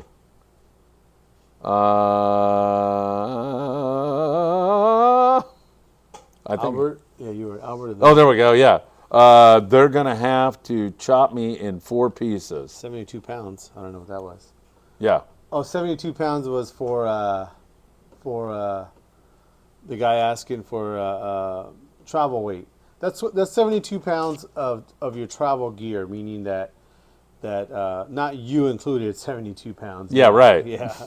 Yeah, we'd all be in trouble Yeah. if that were the case. Yeah, not you. Don't worry about that. They don't put you on a scale and say, okay, you can bring down a pencil on this trip, and that's it. Leave all that fishing rods here. Yeah. William Padilla, what's a good company that makes a good quality braid that's extremely strong yet delgado? Well, by Thin. definition, braid is going to be pretty dang thin. So I don't know how much thinner you need it to be, but I would say they all make a good braid. I mean, trying to get into the kind of cutting this thing a little too thin as far as how much thinner one is than the other. I would say that's not going to be probably the going to answer your question completely. So maybe ask if you have a time here, put on exactly what you're trying to do, which reel you're trying to fill, and then maybe I could tell you what might be a good one for that reel. But there isn't a certain brand that makes all their braid like half the diameter of the other brands. They're all pretty comparable. So, if you're going that small, I suspect that you're trying to use a reel that's too small and you're trying to get more line on it. And so you may be using a reel that's too small for the application. You may need to step up. But without knowing exactly what you're talking about, that's going to be a tough one for me to answer. Brian Harnell said that was Stren fluorocarbon. Tyler Tanaka, he's talking to Scott Grant, and he just wants to add some info about the fish, what they do with it down there, how they process it. We appreciate that very much, Tyler. He says the Cedros Sport Fishing Lodge crew fillets your fish every day, vacuum seals it, labels it by species, freezes it, and it's packed in cooler bags for the plane ride back. So, man, they take it sounds like they treat your catch with respect. It's the real deal. Yeah, you're going to get back high quality product. All right, Matthew Martin says, great show, guys. What is Sam's top choice for conventional setup for throwing poppers for bluefin. Matthew, thanks for being here, my friend. So the big question on that is going to be single speed or 2-speed. You know, if you're good at casting, you should be able to cast a 2-speed. But something in the medium size, something like a Talica 16 or a Saltiga 40, you know, in that medium size, you know, something like that. It's also going to include like your Fathom 30, Torque 30, you know, that kind of thing. And then as far as a rod, you know, you're going to be into like a longer rod, you know, 8.5, 9-foot rod to be able to cast. You know, poppers are generally pretty light, even though they're larger. And so that's where that's going to come into play. But also the Star Drag reel is going to be about the same size. So same Fathom 30 or Saltish 40 or Saltiga 40, something like that would be about the right size and filled with about 80-pound test, 80-pound braid. All right, let's hit that like button, everybody. Please get us up to 75 likes. We would love you to do that really fast. Great having you all with us tonight. Sam, great to be back with you. Isaac wants to know, do you carry a T-handle upgrade for an Avid HX Raptor? So we have the factory handles that come on the HX Wide Raptor, which is a T-handle. And then we also carry a handle from Tiburon, a T-bar handle that they make for the Avid. So we got two different choices. All right, Jimmy 310, Freddie Holy Spirit Fire. Great, Sam and Phil, my two favorites. Man, Sam. Equally favorite. I know. One of these days when I can't fill in, the show must go on. I've lined up Scott Buchert. Oh, So, man. yeah, you and Scott I'm are busy good. that day, I told you. Huh? I'm busy that day. Yeah, I forgot. I Soto. Good evening, everyone. What's the story with that catfish on the wall? It's a decoration. I've never seen it. Yeah. Oh, there it is. Yeah. There's no story on it? Everybody really. wants to have some great story. Yeah. You it's don't a have one, huh? decoration. No, I don't. Start dreaming one up. All right, Kim Herbert from Missouri. How good are Spro shimmy flat jigs? I got 2 from a friend, 380 grams. They're great. You've never even heard of them, right? Yeah, I have heard of them. You know, every brand now pretty much has a knife jig. I'm trying to remember the shape of it and what's it compared to, but it's another knife jig, and you know, Spro makes really good products, so I'm pretty sure it's going to be a high quality jig. But up to now, I'd say it's a newer jig out there, and maybe by the end of this year, it's going to be the hot jig. But there hasn't really been like a hot jig. Like, you know, a couple of years ago, it had to be this or it had to be an SK jig. I mean, SK jigs guys were selling them for $100 on eBay. It was crazy. Then before that, the flat fall jig, and then same thing. You were running out of them, and people were just going crazy looking for them. Now it seems like, you know, yeah, we do sell a lot of those rip rollers, and we do sell a lot of like these Richwind jigs. We sell a lot of these as well, but it hasn't really settled into that same kind of like craze as to like, I gotta have this one jig, and guys would come in and buy like 5 of the same size, same color. We haven't really had that be as dominant anymore. Not that guys aren't catching fish on jigs. That's the full speed way to catch them at night. But there hasn't been a dominant one jig that says, man, if you're not using this jig, you're not getting bit. That just hasn't been the case. Yeah. I think the big thing with that though has been meter line. I think that's a big component that we were missing before. Is your jig just wasn't down where the fish were, and so now that we're using this meter line and you know where you're at. That's what's getting people bit. You know? I agree. And so I think that's why the color thing has kind of gone away a little bit. Yeah, I agree. October the 20th, Independence 5 Day with Friedman Adventures, IndependenceSportFishing.com. Pretty cool. Would love to see you on board that one. Insane. 153 of either one of you gentlemen fished with Captain Lackey on the Vagabond, and would you recommend him for a trip? I have, actually. Yeah. I would put Mike Lackey in the Hall of Fame with some of the best captains in the history of Sandy. He is an extraordinary captain, has a great, awesome operation. I have nothing but praise for him. I haven't fished with him, but I mean, he even before bluefin is what it is now, I think he was kind of one of the bluefin guys. Yeah. Back in the day, so that guy's good from what I understand. Yeah, I don't think you can go wrong there, my friend. No. I think you'd have a great trip. Israel de la Cruz. Freddie was the guy from the Coast Guard. Thank you so much. I can't remember his friend's name. I overheard them talking about going to Sam's shop to get their gear. Yeah, in fact, I told those 2 guys. Now, thank you, Israel. I go, you guys, he goes, I can't rent this stuff anymore. I want to buy. I go, come up for a live show, and you can sit and watch the show, and, you know, come early and then get your stuff. and then watch the show with us. So, yeah, I forgot. I hope they take us up on that. Freddie and your buddy, I hope you definitely take us up. Daniel is giving us applause. PNS, Harnjack, it's about time. Hey, guys, I'm late to the party, but good to see you all. Isaac, is Sam going to talk about, I got screwed up here, about that reel he's holding? We're all curious. Yes. What is that reel? Oh, that's a Marfix. Yeah, so Yes.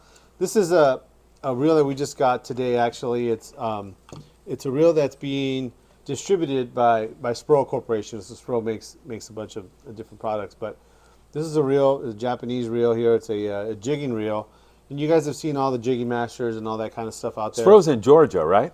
That's where the distribution's out Yeah. there. Yeah. How would I know that? You're just such a smart guy, you right? can read from that far away. I don't know how you did Yeah, that. I don't either. But this is along the same lines where they have, narrow reels and wider reels, left-handed reels, left and right-handed reels, obviously. They come with actually a pretty cool little carrying case here, kind of an old school thing there. Yeah, tremendous big giant drags that they have, the big jigging handle. So this is kind of a new jigging style reel. I know the next question is going to be is how much are they? I don't remember off the top of my head. We just got them in, but I know they're on the higher side. Yeah. But most of those jigging reels they're in that, they get close to $1,000 or something like that. Is that what these are, you think? Yeah, they're getting up there. So, if you guys have a question on that, I'll try to post a comment later, but or the next coming days. Yeah, and let me know, and I'll mention on the morning briefing or something. Yeah. Pretty cool reel, man. It looks pretty cool, yeah. Smooth. I mean, tons of drag, but it's what the guys use for the jigging thing. So we finally broke down and we started carrying something. We do also have the Shimano Osha Jigger. I think we just got some more of those 4,000 size reels, which I think are a nice reel, and they come in at a cheap like $650 or something like that. Oh my God! But yeah, this is kind of in that more traditional overseas made reel. So Are you going to get a chance to fish that or not? Did they give you one that you get to try out? or anything? No, they didn't give me any reels, but I probably will. I have a 3-day trip on the New Loan early October, and so I actually have a few jigging rods that I built up for that trip specifically because those guys in the New Loan are like super jigging guys. In fact, one of the crew members was in today, so. Oh, really? That's cool. Yeah. So I'm definitely going to take my jigging stuff there and try that out. How'd you like that guy who walked in here before we started the show, John? And he goes, Phil Friedman? Yeah, I hadn't seen him you figured it out. Yeah. 48 years, went to high school together in That's Bishop crazy. Montgomery. That's crazy, right? I know. I thought for sure, like, you must have known him. Yeah, because we've seen him again, But Never. Wow. I didn't even know he liked to fish. Yeah. So that He's here all the time. was cool. John, are you out there watching? I hope you are, man. And he's the reason that came to mind is he's on the New Loan Wednesday on a 3-day trip with, I think he said 12 or 15 guys. It's really light load. So the way fishing is right now, man, that is going to be one heck of a trip. All right, let's see. PNS. Harnjack. Got my 3-day coming up in 7 days, man. The countdown is going down. That's going to be absolutely The fantastic. weather's supposed to lay down by then, actually. Yeah. Right around then. Next week, like starting Monday, it's going to be flat calm. It's going to be Nice. gorgeous. So, Tim Marquez, Sam, can you show us one of the Avid MC reels and tell us what line sizes it's good for? Thank you so much. Hit that like button while Sam's off trying to find one of those reels. The over-under on Sam returning is 1 minute, everybody.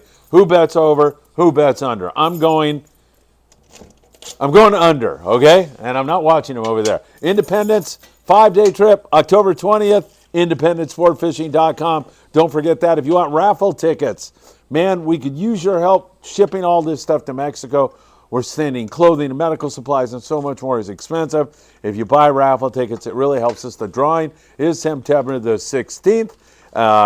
You send me your information, text me that you want raffle tickets, I'll fill them out. You don't have to be present or anything else. That is 657-227-6459. Sam, I think that was under 1 minute. You beat me. I bet the over, man. All right, so Sam is back with that. And also, we may have 2 spots available on our September 20th Amigo trip. Fishing is wide open. The guy has got a conflict. He's hopefully going to work it out. But if he doesn't, I'll put you on the waiting list, 657-227-6459. Sam. So he mentioned MC reels, but I actually brought out the MC Raptors, which it's kind of like their top of the line reels. But this guy here is the SX, and they actually make it even one size smaller, actually just more narrow. But this SX size, you could fish for sure 30, 40 pound test. It's good. I would say 25 to 40 pound test on this guy here would be good on the SX. The MXJ or the MX is the next size up, and they have this in this narrow and then also a wider. And this guy here will fish same, 25, 30, 40 pound test as well. And then your next size up here is this like LX size. So there's also a JX, which is a little more narrow. And this would fish like 30, 40, 50 pound test, maybe even 60 pound. It's got a lot of drag, this guy here. And then when you get into I think the next question here, a guy was going to ask about an HX or something like that. Oh, yeah. Dakota? So, oh, yeah. Actually, What's the difference between the Abbott HXJ I forgot one. and HXW? 30 seconds is the over-under that Sam returns, and I don't have a way of timing this. That's going to be up to you out there. Which one would you like to run? Also, want to give our friends at Ventura Harbor Sport Fishing, Tucker McCombs, and everybody up there a plug. They do such fine work. 805-676-3474. Sam returned before the 30 seconds, but empty-handed. What happened? I don't have the HXJ there in the case, but so there's the HXJ, there's an HX and an HX wide. So the J is just kind of what they call jigging. They're narrow reel. So here's an HX, here's an HX wide, and so the HXJ is going to be more narrow even than the HX, and so that's the main difference there. And I don't know if there was another question. Why would you run? Which one would you run on your 100-pound setup? Well, if you're going to, if this is going to be your biggest reel, 100-pound, definitely just go with the biggest one here. And that's the HX wide. That'll fit about 600 yards of a 100-pound braid, maybe 500 to 600 yards, depending on how full you like it and which brand you put on there. But definitely the wide. And the wide also comes with that big T-bar handle that we were talking about earlier. And, yeah, that's the one. Yeah. All right, perfect. All right, P&S Hornjack. He's got that 3-day trip coming up. He wants to know, is a 20, 30, 40, 80, and 130-pound outfit good for a 3-day trip? I have other Penn Fathoms with 80-pound braid. What top shot should I put on it, 50 or 60? Yes, and probably 60, I guess. 60 is probably going to be something you would use for a sinker rig. As far as I understand, as far as I know that I've heard, haven't seen a whole lot of fly line fish on 60-pound. Probably going to be your sinker rig, but that 20 and 30-pound probably going to be your daytime. Also with your 40-pound daytime fly lining, and then your 60, maybe your sinker rig, and then that 80-pound and 130-pound your nighttime jig fishing stuff. All right, Joseph Hernandez is with us. Joseph, good evening to you, my friend. Good evening. I have a quick question. For someone looking to get into jigging, what would you recommend for a 300 size bait caster? If not, what would you recommend? Would you recommend a 300 size? Yeah, I'm sorry. Yeah, I mean, jigging is one of those things where it's a category. It's not really, when we're talking about jigging, a lot of times we're talking about tuna fishing or yellowtail fishing, something like that. But jig fishing and jigging in general is a category that guys do from everything from a spotted bay bass all the way to a 500-pound fish. So it really depends on what you're trying to fish for. A 300 size bait caster would probably be good up to like maybe some rockfish, bass, rockfish, that kind of thing. As you get bigger, you just need bigger reels, and that 400 size bait caster will probably be in your limit to something maybe like a rock cod or lake cod. Also, you're going to start running into maybe capacity issues if you're fishing deeper water, and you go even bigger than that. But the 300 will work fine if you're just doing some more inshore stuff, bass, halibut, and spotted bay bass kind of thing. All right, great question, Joseph. Thanks for joining us. P&S Hornjack, how many yards of 80-pound braid do you think should fit on a new model Fathom 40? Same as the old one. Oh, okay. About 450 yards or so, depending on what brand you put on there and how full you like it too. That top part of the spool is where you're going to get the most line for the amount of space that it's taking up. So you'll find that some guys like it super full and you can get a little bit more on there, but sometimes it makes it hard to kind of wind it on there nice and level. But I'd say 400 to 500 yards, with 450 being about the sweet spot. Steve Din, great to see you, Steve. Always appreciate all your great support, my friend. He's been looking into wrapping a fishing rod. Do you have a starter kit here? Or So, how would you recommend he so go there's about this? Definitely different ways to approach it. You know, something that you can get into is buying a hand wrapper. There is limitations. You know, these hand wrappers are really made for wrapping, like, you know, let's say a 6-foot rod or 7-foot rod, light, you know, freshwater rod. Now that'll get you through the learning process of how to do it. But the longer wrappers, you know, with the tracks and the motor and all that kind of stuff is really what most guys are going to be using for wrapping a West Coast rod, 7, 8-foot, 9-foot, you know, even a 10-foot jig stick, something like that. And so that would be something that you would probably quickly move into if you started wrapping. The danger with going with the basic setup is that it takes so much longer to wrap a rod with a hand wrapper that when some guys start doing it, you know, and they're like, man, this takes forever. I don't want to do this. This is like no fun at all. Yeah. You know, sometimes that might be a deterrent, you know. So the cost of a full-on powered wrapper might sound expensive, but I think that if you really thought that you were going to enjoy it, it's so much easier to do with the powered wrapper that I think it'll keep your interest in there. But as far as a starter kit, yeah, we have some stuff here that you can definitely wrap a rod with. It would take you a lot longer, but you're probably going to be in that like $60 to $80 range depending on what else you get with it. As far as just the wrapper itself, you're still going to need thread, finish, a couple other little tools, you know, then your blank and stuff like that. So, and I can even walk you through how I started wrapping with a couple of coat hangers. I mean, you could make one and kind of get it going, but and it would work. You could wrap a whole rod. The only thing that it's kind of hard to do is putting finish on a rod, because you have to basically slowly turn the rod at a slow RPM for about 6 hours. But there's guys who even make that, and we actually sell just standalone dryers. So we get everything to get you going, but there isn't a starter kit per se that's going to have everything that you want, that you need for a low price, because there's so many different pieces. But if you come in, I can definitely help you out and get you out at the best price. But on the other hand, kind of like consider that if you think you want to do it, you know, a little bit more money on one of the more powered kits is probably the way to go. So, but come on down. I can show you all that stuff. We have it all in stock. All right, great question, Steve. Hey, what happened to all the food that used to come through this door? I have no What's idea. going What'd on you with do? our fans out there? Well, you got on this carnivore diet. Well, they can send me a piece of prime rib. Everyone's got to send you steak now to keep you happy. Oh, you know, you can send me bologna. Yeah. I can eat that. Yeah, send him some bologna. Yeah, that'd be funny. Hey, A hot dog. I will tell you right now, and Well, I'm not ashamed to You're mention not supposed this. to eat processed meat, though, right? You're not supposed to technically eat Yeah. processed meat, but you know, in a pinch, I do it. Like once in a while. send him a slice of bacon. Oh. You know, you can go to frickin' any of these hamburger joints. Usually you get a lettuce wrap burger Yeah. when you're doing something like this. You can just say, do you sell the patties? And they'll say, yeah. And I go, how much are they? $1.50. All right, give me 4 patties. You're done, man. $6. You got 4 patties at Carl's Jr. When was the last time you did that? 2 weeks ago? Really? At Yeah. Carl's Jr.? I did that at Carl's Jr. Really? Yeah. Yeah. Well, I mean, Bob Gifford, I mentioned that to him. He goes, oh, yeah, I mean, when I drive up to In-N-Out, I tell them, give me 2 patties for my dog. And they give them they sell them for $3 or something like that. So, Cooked patties? Oh, okay. Making the carnivore affordable. Doesn't have to be all this expensive Send them stuff. some patties. No, send me a patty or some bologna. I'm good with that once in a while. What do you want? You're good with pizza or whatever, Whatever, right? yeah, I don't care, yeah. You're not picky like me, right? All right, lots of people watching tonight, man. Almost to 75 likes. Really appreciate that. Morning briefing tomorrow morning. Wednesday, lobster seminar with Sam's friend Steve Oropesa and Gilbert Hernandez from Pomar. That'll be good. They're going to do the seminar, and then you guys are going to fire in questions.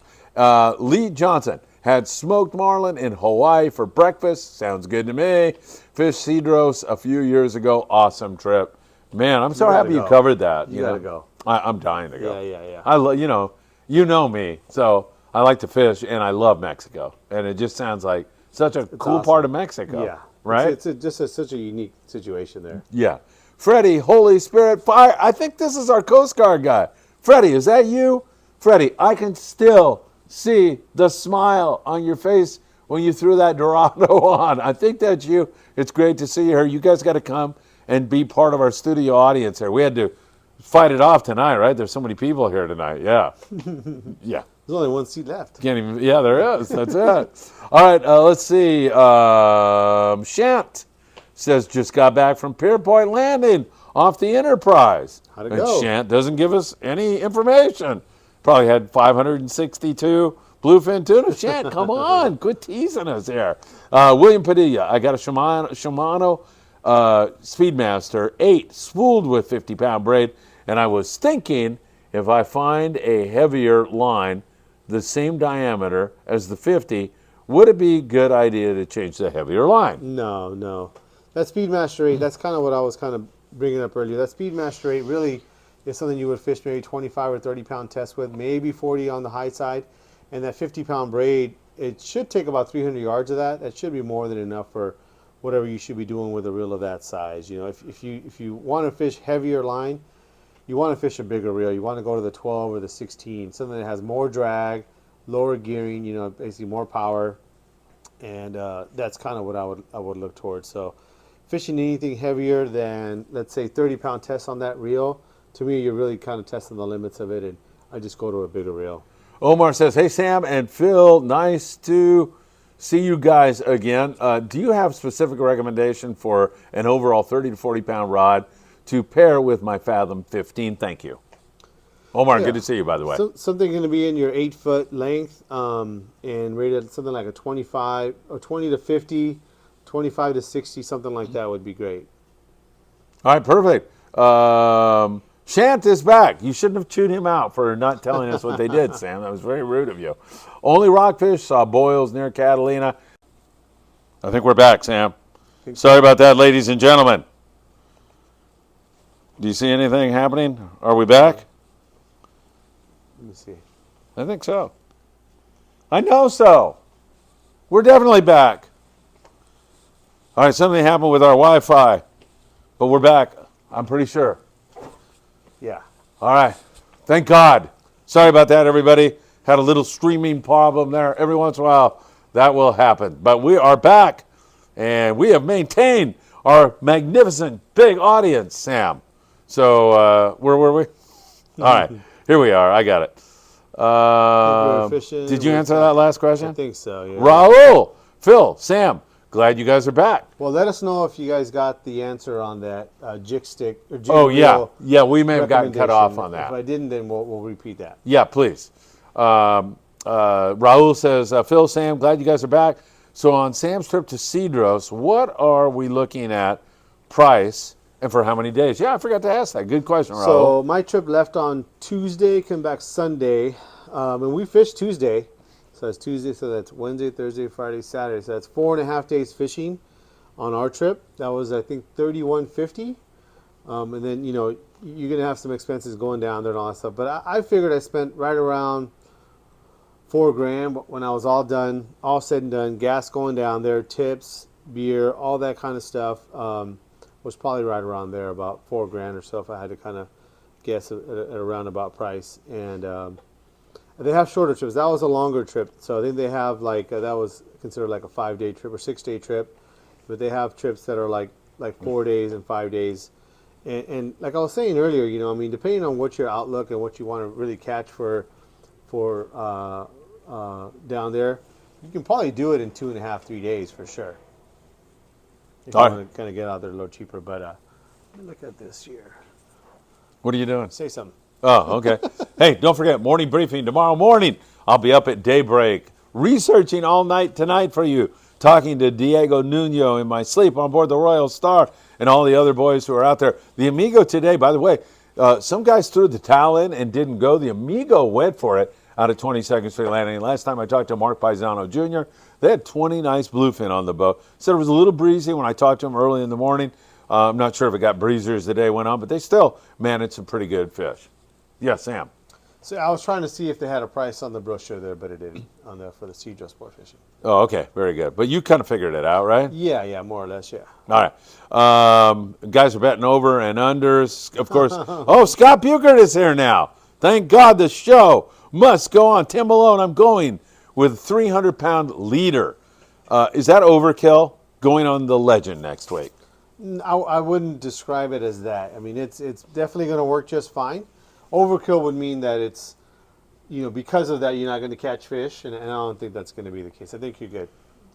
All right, Scott Bugert says Philip needs more stuff from Mexico. Yes, we are collecting stuff, so if you want to bring some by 22nd Street, just reach out to me. You can help us by buying raffle tickets, bringing clothing, or whatever else that might be of use to folks down in that neck of the woods. And I think we'll be focused on the Ensenada area. I'm not positive on that. I know that there's some need in Tecate for some medical stuff. Might kind of parse it out. We'll see what happens. Thank you, Scott, for reminding everybody about that. And the next time you rub raspberry jelly on my leg, I'm going to kill you. So I just thought I'd throw that in. All right. Phil, let's see. Scott Bugert again. Sam, I would be more than happy to try that reel this Friday. Oh, it's Greg. It's Greg Bates. I'm sorry. He'll try that reel out for you. Oh, perfect. Yeah, come down. I got them in stock. I'm sure I won't run out by then. So yeah. Come down and buy one and let us know how it went. Right. Do you want to get his credit card right now? Sure. Yeah. Sure. Just we're ready for you, send Greg. me a picture of it. Starting to mix Scott Bugert up with Greg Bates. Greg will kill me. Omar, something that doesn't break the bank, preferably. I think you answered that question. I think that right? was on the rod. There's definitely a lot of choices out there. Everything from, the Graphtech stuff, Phoenix, Daiwa, Shimano, they all have pretty good rods. There's everything going to be from about, call it $200 on up to about $500. So breaking the bank might be different for different people. So, but if you come down, I'm sure we'll have a few different options for you. All right, we're headed toward 100 likes now as we have hit 75 likes, over 100 people watching throughout tonight's show. I don't know how the football game is going, but I really don't care because I'm with my buddy Sam De La Torre, and I'm with all of you great folks also. All right, let's see. Adam, Sam, how's your stock of Penn 40N or Shimano 22 speeds? We got them. We got them in stock. We got plenty. No problem there. William Padilla, would you use the Shimano Speedmaster 8 for jigging? Yeah, it's going to be on the smaller side. That's about the size of this SX here. So for some light duty jigging, I think it'd be just fine. Yellowtail, that kind of stuff, kind of like small to medium tuna maybe, but it definitely would be okay. All right, Tony. Good evening, Tony. Good to see you here. He has a question regarding the jigs here in California. You're allowed to fish with only 2 hooks. Does that apply to jigs as well? Because we'll see those jigs with more than 2 hooks. He sees a lot of jigs with more. Yeah, you can fish more than 2 hooks. Jigs have treble hooks by nature, so that would. But yeah, you're good there. No problem there. All right, Scott Bugert is back. He wants to know how fishing at the bank has been. It's been fantastic, Scott, the last couple of days. By the way, I said to Scott, he out fishing right now? He's in because he's working on the Point Loma, so he's full day. He's on a full day boat, and I said that's perfect for you. You're a fool. A full day boat. That's perfect. Anyway, I asked him to send food down. You were hungry tonight, Right, and he laughed.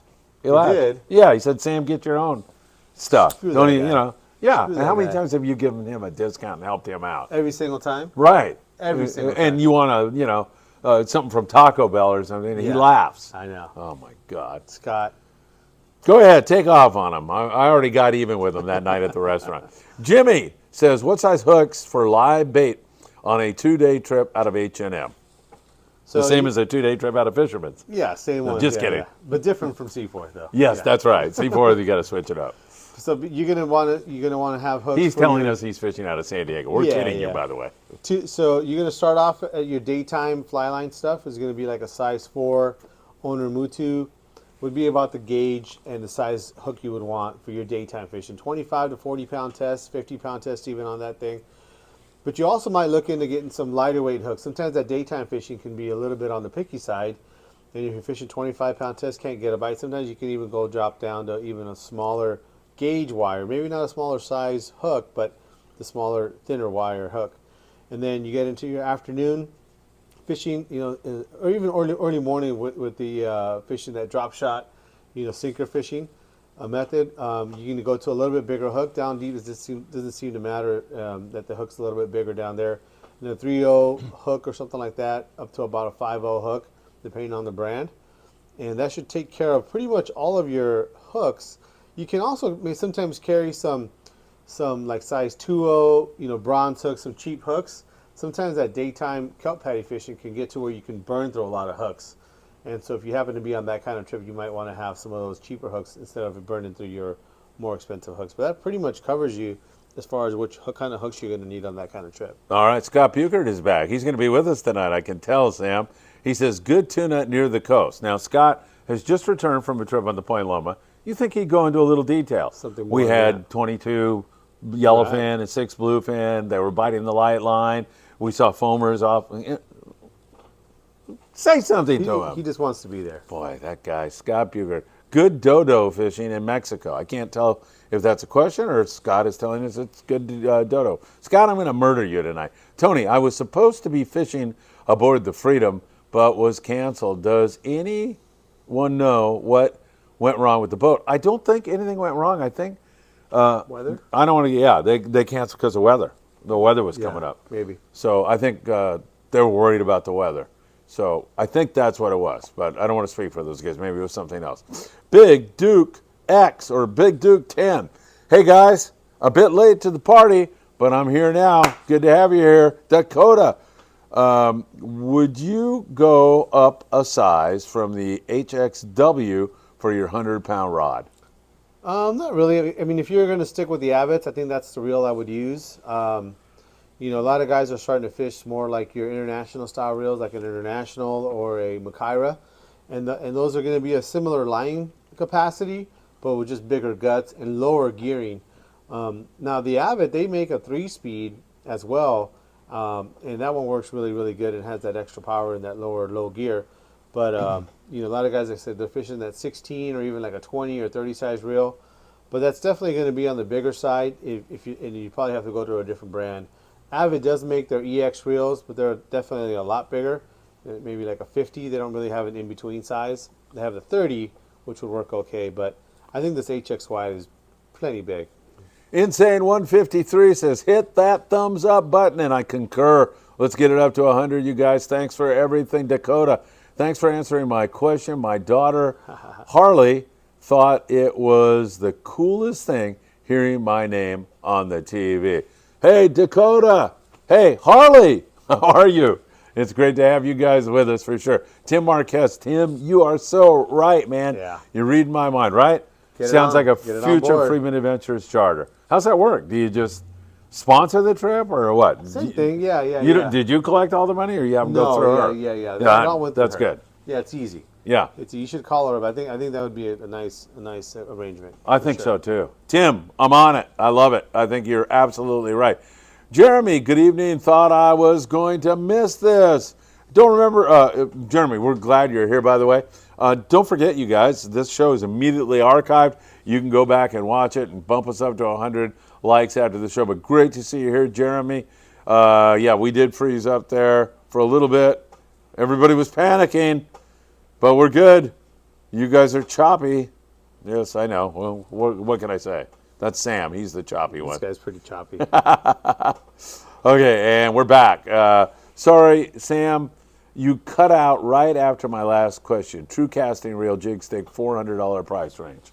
So yeah, we were talking about the. I hope that doesn't knock us off the air again, this question. So it's either be a Fathom 25 or 30, a Saltus 40 or 35, a Torium 16 or 20. That's going to put you right in that same price range. And as far as how to fill it, 65-pound braid, and then about 100 yards of 40-pound is how I like to fish it. And I like the little bit wider reel myself rather than the narrow reel. But if you're the kind of person who likes all spectra, which some guys do, they'll cast full spectra, then maybe you can go with a more narrow reel. But otherwise, I like the little bit wider reel. All right, Omar totally missed the answer to his question also. Do you remember what his question was? Omar. Hang on, Omar. We're trying to figure that out. Yeah. I think you were talking about a rod that doesn't break the bank. Yeah. I mean, we have tons of rods here. Anything you're going to get into about 200 to on up from there. There's some lots of choices in that price range. But I would come down and we can kind of see exactly what your budget is. But you're going to be into about 200 to about $400 is going to be where most of the rods are. And then there's some higher end stuff past that. But definitely something in that price range will take care of you for sure. David Alcantar says that Damien on the Amigo landed a jumbo today. I saw that fish. Looked like $130-ish to me, but they're going to weigh it. I heard when I left the landing today. Should be weighing it right now. Yeah, they should be weighing it up. So we'll see how close I am with a $130 estimate, right? I'd say 170. All right, there you go. Oh, you saw it? Yeah. Oh, okay, there you go. Now we got a little something going on here. If I win, I'm going to have Scott Buchert buy you dinner. All right, there you go. And if you win, He'll buy me dinner. oh, I lose either way. It's not cool, man. All right, let's see. Greg Bates wants to test drive your reel. We explained to Greg that you don't have one, right? I don't have one. No, I'm sorry, man. You got to buy it, Greg. Yeah. Sorry. Steve, when was the first time you ever tried the knife jig, Sam? Well, I don't know. I didn't really document it, I'm sure, but I'd say, I don't know, 5-6 years ago or something, maybe. Yeah. But I honestly don't have, maybe 5-6 years ago. Yeah. Hey, the game's tied. Wow. 4 minutes left in the fourth. Let me change the channel. Aaron Rodgers is, yeah, really. Oh, don't give these people that idea. I want to see if we go up and we got over 100 people watching this show all night long, but maybe it'll go flying up here. It should be almost over then. I don't know when that comment went up. But, man, they got rid of Aaron Rodgers. The backup came in and lit it up, huh? I like it. Sounds exciting. All right. And Jimmy says, thanks for the response. Omar, I want to get on a trip ASAP. What is the shortest trip you can catch some bluefin tuna launching out of San Pedro or Redondo Beach area? Any recommendations? Launching sounds like you got your own boat, Omar, right? Yeah. No? No? I don't know. So if you're launching, I'd launch somewhere down out of Newport, I think. Yeah, There's fish. Dana Point. Dana Point, down that way. If you're going to go fishing, day and a half trip. yeah, I'd say day and a half is going to be where you're going to be definitely targeting them. It can happen any day, any time on any boat, but as far as you planning ahead and wanting to target them, I'd say a day and a half trip. All right, PNS Harnjack, Speedmaster 20. Will that honestly work as a 130-pound setup? Reel has been serviced and is in good shape. Will it have enough capacity and drag power, or should I rent a bigger reel? If you're looking for a 130-pound setup, then yeah, I'd probably rent a bigger reel.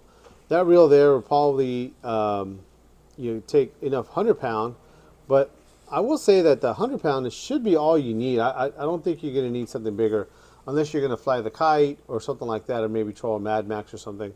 You're definitely not going to need a 130-pound specifically. 100 pounds should take care of pretty much everything that they're catching right now. So I wouldn't think you're going to need to rent something bigger than that. But if you already, let's say, have another 100-pound rig and you wanted a 130-pound rig, definitely that 20 is a little bit on the small side. I'd rent something bigger. But depending on what else you have there, I would say you're probably okay with that 20. But I would look at it as a 100-pound rig. All right, Chant wants to know when you think we're going to start catching local Dorado. And I'm assuming he means really catching local Dorado. Yeah, they've been catching them. I mean, Yeah, what do they you mean have. by local, I guess, Yeah, Start getting them on the half-day boat. probably like what we saw last year, some Never. of that craziness. Yeah, maybe. In the Well, next look, don't forget what Brad saw down there, mean, man. these kind of like once-in-a-lifetime events, that's why they're called once-in-a-lifetime events, so. Once in a lifetime bite this year. Yeah, Can I have this once-in-a-lifetime every year? Yeah. What we had last year has never happened ever in Right. the history of fishing recorded, so. Either has this bluefin 100 years Yeah, ago. yeah. So. But this is pretty remarkable. Right. It's Yeah. like the yellows on the 150 when you were in Yeah, China. right. It's never happened before, and it's never happened since. So. You tell me to go back to China? That might be the answer. Try it. Maybe. But I don't know if they'll let me out of that there. Dorado right now, I mean, even on an overnight trip, is a pretty sure thing, I think. Oh, yeah. Yeah. It's been good. Big Duke 10, have you guys heard of any modified sinker rigs have separated at the wire connections? Looking at putting a few of my own together soon. I haven't, but one of the things you can do, because, the torpedo's so small. Let me go grab a torpedo. All right, while he's doing that, I'll remind you all that Friedman Adventures is on board the Independence October the 20th, and we would love to have you join us. It's a 5-day trip, $2,250, which is a great price for the Independence. Usually it doesn't have any room, and this year they have some room. We just jumped on that trip. I'll be there filming it. There's a lot of great people who've already signed up for it. and you can get more information or sign up by going to independentsportfishing.com. That is October the 20th. You won't regret it. Don't forget, tomorrow morning, the morning briefing, I'll have all the very latest for you all. And then Wednesday night, we have a special lobster seminar that we'll be doing live with 2 real pros, guys that can teach you hooping for lobster better than anybody else. Steve Oropesa and Gilbert Hernandez from Promar. They will be on live at 6 p.m. They'll do the seminar, and then we'll open it up to your questions. You'll be able to participate Wednesday night. Friedman Adventures Live. That's going to be a fun one. Sam. Alrighty. So yeah, no, I haven't heard of anybody separating that eye on a standard torpedo sinker. They do make the through wire, and I know we have some of those here, but I still haven't heard of anybody separating these. But one of the things you want to consider is that this sinker is relatively small. So sometimes we look at something like this, and you're tying your line to the top, and you think, well, the fish is always going to be at the bottom, eating it like that. So we want to put a hook down here. So we're always thinking about things this way. And to be honest with you, especially with that SK jig that I was using down in Getting bit wide open. Getting bit wide open. I only had a hook on the top. And there's no problem getting bites, and there's no problem with the fish staying on, even with a yellowtail, which is relatively small mouth compared to like a 100-pound tuna, but it still has a big mouth. I mean, so I don't think you have to have a hook at the bottom. So the reason I bring that up is that hook on the bottom makes you think, well, if I'm tying to here and I have a hook down here, when you have a fish on, you want it to not come apart, so that's the concern. But from what I saw down there, and in general, the last couple of years, the way things have been changing, is that you can rig this thing up without having that be a concern anyway, where you have a pre-made leader, something like this here. We've talked about these before. You got your swivel on the one side and a split ring on the other, is that you can just open up your split ring there, put your assist hook on there like that, and then after that we're going to just basically put our torpedo sinker on there. Easy. Like that. And now you got your rig there, and I don't want to say guarantee, but I guarantee that this is gonna hook you a fish. And now you have your assist hook going through the split ring there. So it's not even the wire of the sinker has no play in doing that. 'Cause once you hook the fish, you're gonna be pulling directly that's cool. onto that. I like that. So you can, whatever sinker you got in your box, as long as it's heavy enough to get down, usually it's going to be a 16-ounce sinker. But there are times when even a 12-ounce sinker would work. You can rest assured that you're not even pulling right through the sinker to do that. So that'll work just fine, and not something that I would be concerned with, as far as pulling out. All right, Tyler Tanaka. Tyler, good to see you as always. Sam, any oatmeal cookies available at Island Tackle, and what through wire sinkers do you carry and recommend for using in eddy bombs? We got this. We were just talking about that, but we do have 16-ounce and 20-ounce through wire sinkers. We even have those longer 16-ounce, kind of oblong or really long ones. Here, let me go grab one of those sinkers for sale as well. All right, Ventura Harbor Sport Fishing, 805-676-3474. Remember, we may have a couple spots open up on a week from Wednesday. 2-day trip on the Amigo. Fishing is insane right now. Not sure they're going to open up, but if you want to get on that waiting list, make sure you send me a text right now. 657-227-6459. So we got your standard shape torpedo sinker, and then we got those super long ones here like that. Those are the through wire sinkers that we have. This one here isn't through wire, but we do have some of this style or shape that are through wire as well. Do you have a preference there? No, I don't think. In fact, one of the things I was thinking about that I should have done, now I got to go back to Cedros and try it. But I was even thinking, shoot, I could probably rig this up just like this, drop it down, and probably catch a yellowtail with it down there. I'm sure it'll work. I guarantee it. Yeah. So, yeah, this will work just fine. And what did you say, oatmeal? Yeah, you got any oatmeal cookies here? I think What do you mean? maybe we got to do like an oatmeal discount or something. I don't know. Oh, oatmeal cookie discount. Yeah, we got to do a discount tonight. We got to do an oatmeal. It's been way too long. Frankie Sanchez. Hey, Sam, do you have any United composite rods at the shop? Plenty. We probably have more United Composite rods than United Composite does. I love it. PNS Harnjack, thank you. Sounds good. 100-pound on the Speedmaster. Yeah, Thank you'll be good you, there. sir. That's my heaviest rig. Richard Escalante, I'm fishing an overnight this Friday on the El Patron. Any tackle suggestions? Any night fishing on an overnight? Depends, Probably not, but Yeah. depends. That's Depends, a pretty maybe. speedy boat, but Yeah. When's it leaving? This Friday night. yeah, I mean, Friday night.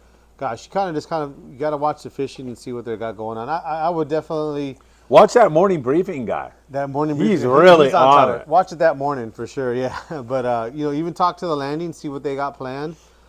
But I would, if you have it, I'd bring it for sure. I'd bring it. Uh-oh, did we do it again? Or we froze up again. Maybe. Oh, no, I thought you just moved. I better go look, huh? Yeah. Just in case. Man, this is the Lord telling us that No. we need to end up. Yep. That's 'cause Scott didn't send Oh, any it looks food. like it's working to here. Is it? Yeah. I don't know. Hey, folks, we're here. Don't go anywhere. Sam and I I think we're still working, man. I'm not sure, though, but that's frozen up there. But I think we're okay. Oh yeah, Are we? it's good on here. All right, perfect. Let me look here. Yeah, we're good. Doggone it, Sam, what's going on here? All right. Let me get back to work here.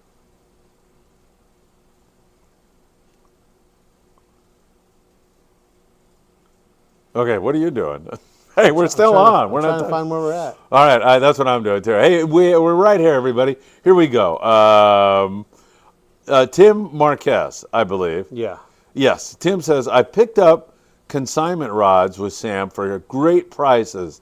Option to buying an expensive brand new rod, right? Yeah. Do you have that here? I do. I do have some used stuff here. I think Tim picked up some CalStar stuff, So that's a way to kind of get a premium rod at a better price, You definitely don't ever have like the $200 rod that comes in at $50 or nothing like that. But, the $500 rod that might be at $250 or something like that might come around. But, so yeah, that's also an option. You can come down and check our used stuff out. PNS, Harnjack, I think it's Patrick, right? Sorry for all the questions. It's hard to get local tackle shop advice up here for tuna. He's up in Montana. That's what we're here for, man. Thank you for all the great questions. Matthew says, Sam, what are your top 3 composite jig stick sellers? I don't know if I have a top 3.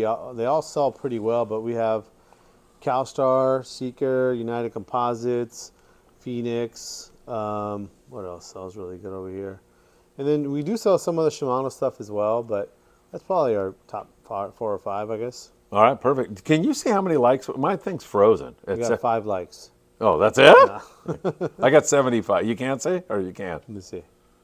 70. I got 75. 14. I got 14. All right, well, we're over 75. I just checked it. I don't know what it is, but thank you, everybody. We appreciate it. Let's hit 100 likes if we haven't already. We probably have. All right, Bitter Angler, how many spots do you have for that Indy trip? If you go to independencesportfishing.com, you'll see it right there. They have it in real time. So I'm not sure exactly how many. I think there's plenty left, though. I think there's over 10 spots still available. But I would highly recommend you go check that out. Chulos Calamari and Kayak Rentals. What size braid on a Penn Torque 15XN for a lighter setup? I have a 30-pound, but I'm thinking about changing to 50-pound line. Sam, Yeah. help this gentleman with this dilemma. I'd probably like 50-pound on that, especially if you're going to be like fly lining with it or something like that. But it really depends on what else you have. So it may be 40-pound might be kind of a nice happy medium, but that 50-pound is probably what most guys are going to have on there. Yeah. All right, very good. Ken Trenholm. Phil, don't forget my raffle tickets. You said to remind you. I got you right here, Ken. Do it right now. Keep reminding me. Anybody else want them? 657-227-6459. I'll send you the info. We'll take care of it tomorrow when I'm back at 22nd Street Landing. LA Exotics, Table's LAOC. getting crooked. Yeah, what are you doing? Well, look at it. Looks messed up. You in got there. it straightened out yet? I don't know. Well, because your camera's crooked too. I know. Well, I ran out there and screwed around with it, but it's okay, isn't it? You want me to raise it up or go out there? I want it to be flat like this. All right, fix it. All right, kid, we got you. LAOC Exotics had a rough trip on the Old Glory out of H&M Landing. It came back last night. 7 yellowfin, 13 Dorado for 35 anglers. I got one. I got one of each, and my dad got a Dorado. I'm glad I got my very first of the two. All right, very good. I know. Every once in a while you get a bum trip, and I'm sure the crew did a great job and everything else. It just happens in that yellowfin and that Dorado, and that's been kind of up and down. It's been very volatile. Right now, out on the bank seems to be the best area, backside of Clemente, west end of Clemente. All those spots have been really good. Don't laugh, but about how far of a drive with traffic is your tackle shop from like the San Diego landings? Patrick wants to know. 2 hours, I guess. Yeah. About 2 hours, I'd say. Not too bad. You can do it. Big Duke X or 10. Awesome. Israel de la Cruz. We miss Steve Oropeza on the Friedman Adventures podcast. I do too, man. Yeah. Steve was the guy. He's the guy that. Did he start that? I'm pretty sure he did. He came to me and said, "Hey, why don't we do a pod?" I think it was Steve's idea. Well, that's where all the donations go to, right? Yeah, I know. Yeah. Hey, Steve. Come on. Give me back some of that stuff. Anyway, wait a minute. Why am I giving Steve the credit? I should just steal that from him, right? You should try. So I went to Steve and I told him, Steve, you're so talented with the camera and everything. I think this would be a great idea. And he agreed with me, right? I think Steve came up with the idea. Anyway, I said, okay, yeah, let's try it. And here we are, 11,000 subscribers. Steve. Yeah. Let the truth be known, so is mine. Yeah. Insane 153, 16-13 Jets, 148 left. You got to be kidding me. What a game. Chulu's Calamari and Kayak Rindles. You're cool, but not frozen. I like it. I like this guy. He's funny. Bitter Angler, not frozen here. It's working. All right, we're good. 94, 95. All right, that's how many hits we've got so far, likes we've got so far. Greg B, 13 spots as of yesterday on the Independence. Thank you, Greg. Sam, do you still have the discount on Costas? I might do that still. I think we were going to do that to the end of the month last month, but we might talk about that later. I think you missed a question up there, too. Is it possible that we're going to have two? Just Diaz. Oh, there he is, yeah. What rod would be good with a Penn Fathom 25? Sorry about that, Senor Diaz. I just directed you to the question, but now I have a question for Mr. Diaz. All right. Is it a single-speed star drag reel or a two-speed version of that? So if you can answer that, I can give you a better Mr. Diaz, answer. I apologize for Sam making this so difficult. Yeah, He could just answer the question. Let me tell you this here. If it's a single-speed star There you drag go. reel, you get into a 7.5 foot to 9 foot rod, rated 25 to 60, 20 to 50, right in that range. The two-speed reel, because it is two-speed, is going to have a little bit more capacity. So you're going to probably up the size a little bit, 25 to 60, or something like a 30 to 80 would still be okay. Even up to like a 40 to 80 would be all right on that reel. And it also depends on where that reel falls in your lineup. If you have a reel that's a little bit bigger, then you probably want to go into like that 25 to 60 size. But if that's going to be one of your bigger reels, then you might want to even step it up to something that tops out at around 80. So like a 30 to 80, something like that would be all right. We may be getting toward the end of the show. There's very few questions left. I shouldn't say that because you know what always happens when I say that? We get 100,000 more questions. But we're getting very, very close to the end. Matthew wants to know, what are you raffling? We're raffling off a Penn Fathom 40 filled with Spectra and line. And Matthew, more importantly, it's what we're raffling it for. It's for the relief effort in Mexico. Those funds will go to help people down or help us ship all this stuff down to Mexico. But that's what's going. September the 16th is the drawing. If you're interested, just send me a text and I'll send you information probably tomorrow, but who knows. Patrick Harnjack says, the camera isn't crooked. It's Phil that's crooked. That's what he says. I think you're right.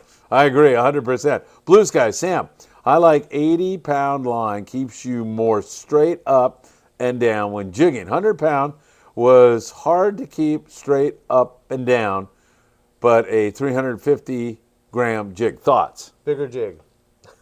Go with the 400 gram? Yeah, 400 or 500, something like that. But, you know, depending on which 80 or 100 you have, they don't vary that much, but definitely thinner line is going to help you cut through the water. So it's not a bad choice. Dakota says, do you know if they make a Makaira 20 left-handed? They do not. They do not, unfortunately. Seabass, hey guys, what's your favorite creature bait and how do you like to rig it? Favorite? I don't really have a favorite one. You know, that's kind of more of a freshwater thing and maybe inshore thing. I'm sorry, I just don't. I'm not very, very knowledgeable on that, so I'm not going to speak a whole lot on that. But You can't even fake it? I can't. no, I was going to try, but I just don't. Yeah, but you know, if you want, if you are anywhere local to us, a couple of the kids that work in here, they actually fish that stuff a lot, whether it's inside the harbor or some of the local lakes, and they can really kind of clue you in on that. But I'm not the guy for that. Sorry. all right, no problem.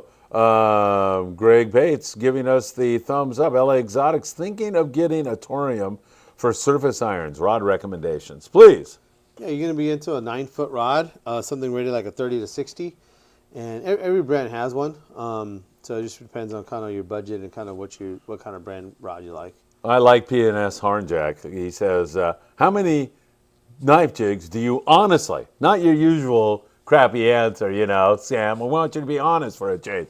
How many do you think you need to take on a trip? I think he's on that 3-day trip. Just kidding, Patrick. Yeah, I mean that's a tough one, you know, because if I tell you one, you know, then you go out there and you get sawed off on the first one. You say, "Oh, that damn Sam, you know, he steered me wrong." And He might say that anyway. I tell you 10, and you use one jig the whole night. And you said, "Man, that guy made me buy a whole bunch of jigs." Unfortunately, you just don't know. So, what I try to tell people is, you know, you want to take a variety of sizes, not so much colors. You get into all the different colors and the different shapes and all that kind of stuff and brands, you're going to end up with 50 of them, easy. So what I really want you guys to really look at is make sure you have at least 2 of every size. And why I say 2 is that if you take one and it's the hot size or the size you're using, invariably you're going to get into a bad tangle, get sawed off, and you're kind of done for the night. So I always take a backup. But you know, from let's say 250 to 400 grams is going to be your sweet spot. If you want to kind of get a little bit more, then maybe get a 500 gram jig. And that's really going to be something that you maybe even want to look at the weather coming up. If there's going to be any kind of wind, that's really going to be where you start looking at your heavier jigs. And so I would say you get if you want to rule out the 250, you probably go 300, 400, and 500, and you get 2 of each is going to be 6 jigs. And as far as the colors, once again, you start getting too crazy. Before you know it, you got 40 jigs with all the different colors that they make. But, you know, 2 of each size would probably be about right. 300, 400, 500. All right, perfect. Sounds good to me. Albert Ponce says, the game's going to OT. Oh, wow. So if we end the show, are we going to watch the game here? Or we're going over to the wing place or Wing what? place, maybe, yeah. Yeah, what's with, you know, we should have some fans here with us. Something. Taking us to the wing place. All right, that sounds awesome. Insane 153, tied. 16:02 left going into OT. DeZong Duong. Hi, Phil and Sam. It's great to see you, my friend. What kind of spinning rod, length and line test, and reel gear ratio and capacity you recommend for a 25 to 30 pound setup for fly lining bluefin or kelp patty fishing? So you're looking at a rod length is going to be 7.5 to 8 foot rod, rated something like 20 to 50. Your reel, the gear ratio, there isn't a whole lot of options, you know, where you can buy like a 2-speed or different things like that. Usually all the mid-sized reels are going to be about the same, but something that holds about 300 yards of 40 or 50 pound braid is going to be where you want to look at as far as your capacity. All right, very good. Great question. Kim Herbert says, blessings, good night. After night. 10 p.m. here, 5 a.m. comes early in Missouri. That is for sure. Seabass, Sam, do you have any Shimano jerkbaits in stock? Sure do. We got them. Yeah, those things are pretty hot, especially on the bluefin. It's kind of like a little bit of a secret lure. Yeah, they're pretty good. All right, Israel De La Cruz says, creature bait is a better question for Probably. Thursday night with Danny Cadota. Yeah. Probably, He'd be right? the guy right there. There you go. That's awesome. Pokua, 3216. Anyone troll a Chuck Norris Nomad? No, those are poppers, so I don't know if you control those. I don't know if it would work very good. Blue Skies, Sam, Where's that wing place? When I took my wife to your shop, we couldn't find it. It's right next door, Blue Skies. It's not next door, but it's at the end of the block here, end of the building. But it's about 4 doors down. Down by the Ralphs, or what's the Yeah, supermarket down yeah, there? the Ralph's over there. But it's going to be about 4 doors down. I guess that would be north? Yeah. South. I don't know. Yeah. No idea. North. And do you have a compass? You know, I can Yeah. take your iPhone out. We're at one corner of the building. They're at the other corner of the building. There you go. There you go. All right, we finally figured it out. We're not even sure where it is, as you can tell. All right, PNS Hornjack, thank you, gents, for all the answers. I appreciate it. Tyler Tanaka, great show tonight, guys. LA Exotics, what's the biggest tuna each of you have caught?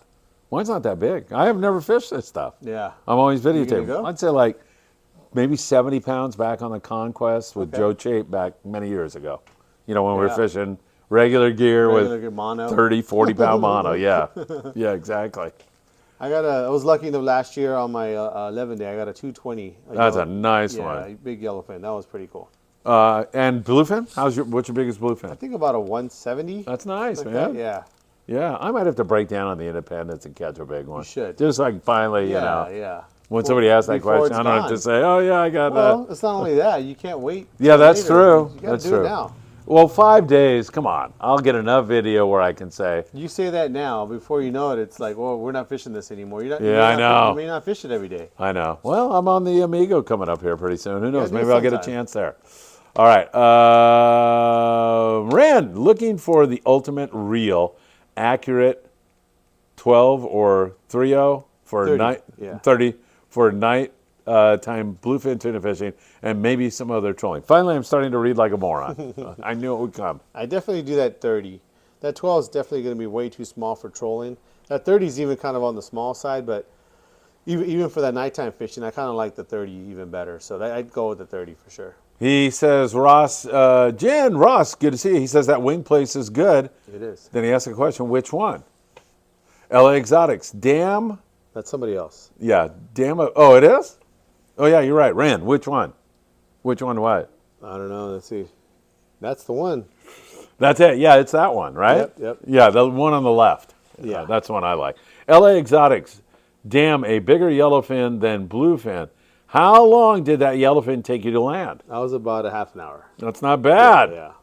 Yeah. David, make sure you video when you catch your cow, Phil. David, I'll try to get somebody to do that, man. Thank you. I need to do that. I have to have proof. Nobody will believe me. Ren says thanks. Sam, what's the discount? Because we don't have a question on the board right So, now. I'll tell you what. For this week only, we're going to extend some discounts. Only okay? 1 week. For Okay. This week only. You guys got to come down or call, and we'll do it through Saturday. Basically, through Saturday. It'll be, we're going to stack them. Okay, so we'll do the same deal with the jigs, the knife jigs, which are still a hot deal. So What's that? I'm writing these you down. buy 2, get 1 free. Okay. Knife jigs. Any knife jig. Any knife jig, yeah. Buy 2, get 1 free. Buy Or- 2, get 1 free. Buy 2, get 1 free. Okay, I thought you said get 2 free. Okay, all right, perfect. Knife jig. Fluorocarbon. Yes. It's going to be our new one this week here. Well, let me mention the other old one. Costa Del Mar sunglasses. We did have them on discount last week. We're going to extend it last month. What's the discount? 25%. That's a hell of a discount. That's a pretty good deal. Some Yeah. of these, these are nice That's Travis sunglasses. Bright. He came in here and got some. Yep, 25%. And Yeah. then fluorocarbon, 25% off. 25% off. 25% Any off floral? Any fluoro, any brand, any size, 25% off. You got to mention the show. You can't just assume that when you bring it up and we don't give you the discount, you get mad. Once we ring you up and you paid, you're done. So you got to mention it Before. Right. We did have a couple guys that are like, hey, you charged me too much. I thought I had a discount. I'm like, well, you didn't mention anything. I was like, oh, I thought it was automatic. Nope. We're doing this for our viewers. And if you didn't mention it, you're not going to get the discount. So those are the 3 discounts for the week. Yes. Is there a There's no password? secret This? password, There's no nothing. secret password. You just mention got to the say show. I saw Tackle it. Shop Yeah, Confession. I saw it on Phil Friedman, and that's the deal. It was on me? Really? On Phil there Friedman? on top, Oh, right here. Perfect. Israel, Phil, did you take Bobby Gifford for Korean barbecue? He wasn't feeling that good on the trip. No, we ended up going out with Scott Buchert. I can't even remember the place we ended up in, but it was insane. Let me tell you that. We went to the Korean barbecue place in San Diego. Wow, that place is to die for. We went before the trip, so we got loaded up on meat before that. But Bob had a fun time, and as I say, Scott was spreading raspberry jelly all over my leg. You know, usual childish pranks that I'm used to. Bitter Angler going to load up on AFCO Psycho. So it's been hot lately, actually. What's that? That's a fluorocarbon from AFCO. Oh, there you go. It's like super tough stuff. So with this bluefin, I think that's been kind of a hot deal. Jets win. Wow. Yeah. I wouldn't have thought that. Aaron Rodgers is out, man. The new The kid Jets whoever. beat the Bills, and that's a big deal. Yeah, man, they have Aaron Rodgers, even though maybe he came back. Who knows? Tim Marquez, I just yelled you some money for wings. Oh, wow. Oh my God. Tim, I love this guy. He is I'm such having wings. a great guy. Are we going for wings? Yeah. Woo! Thank you, Tim. You're number one. Really appreciate it. Oh, let me look. Oh, Sam, it was $3, so you cover the rest. Tim said. No, Tim's a very generous guy. I'm sure it will cover the dinner. All right. Why don't you tell everybody where your store is? All right. And anything else you want to say? Am I starting to kill things? Yeah, you knocked All right. them over. So we are in the city of Carson, and our address is 21809 Avalon Boulevard, city of Carson, California, 90745. And we're open from Monday through Saturday, 10 to 6. Come on down anytime. I'm usually here every day. That was a 2 hour and something hour. Did you realize that? I do. We killed it. Sam, thanks, man. It's really great to see you. Thanks for all the valuable information man. about Cedros. Yeah. All right, take care, everybody. We'll see you Wednesday night for the lobster seminar, tomorrow morning for the morning briefing, and back here next Monday. Do we know yet? For right now, it'll be next Monday, but if it changes, we'll let you know. All right, thanks, everybody. Take care. Have a lovely evening.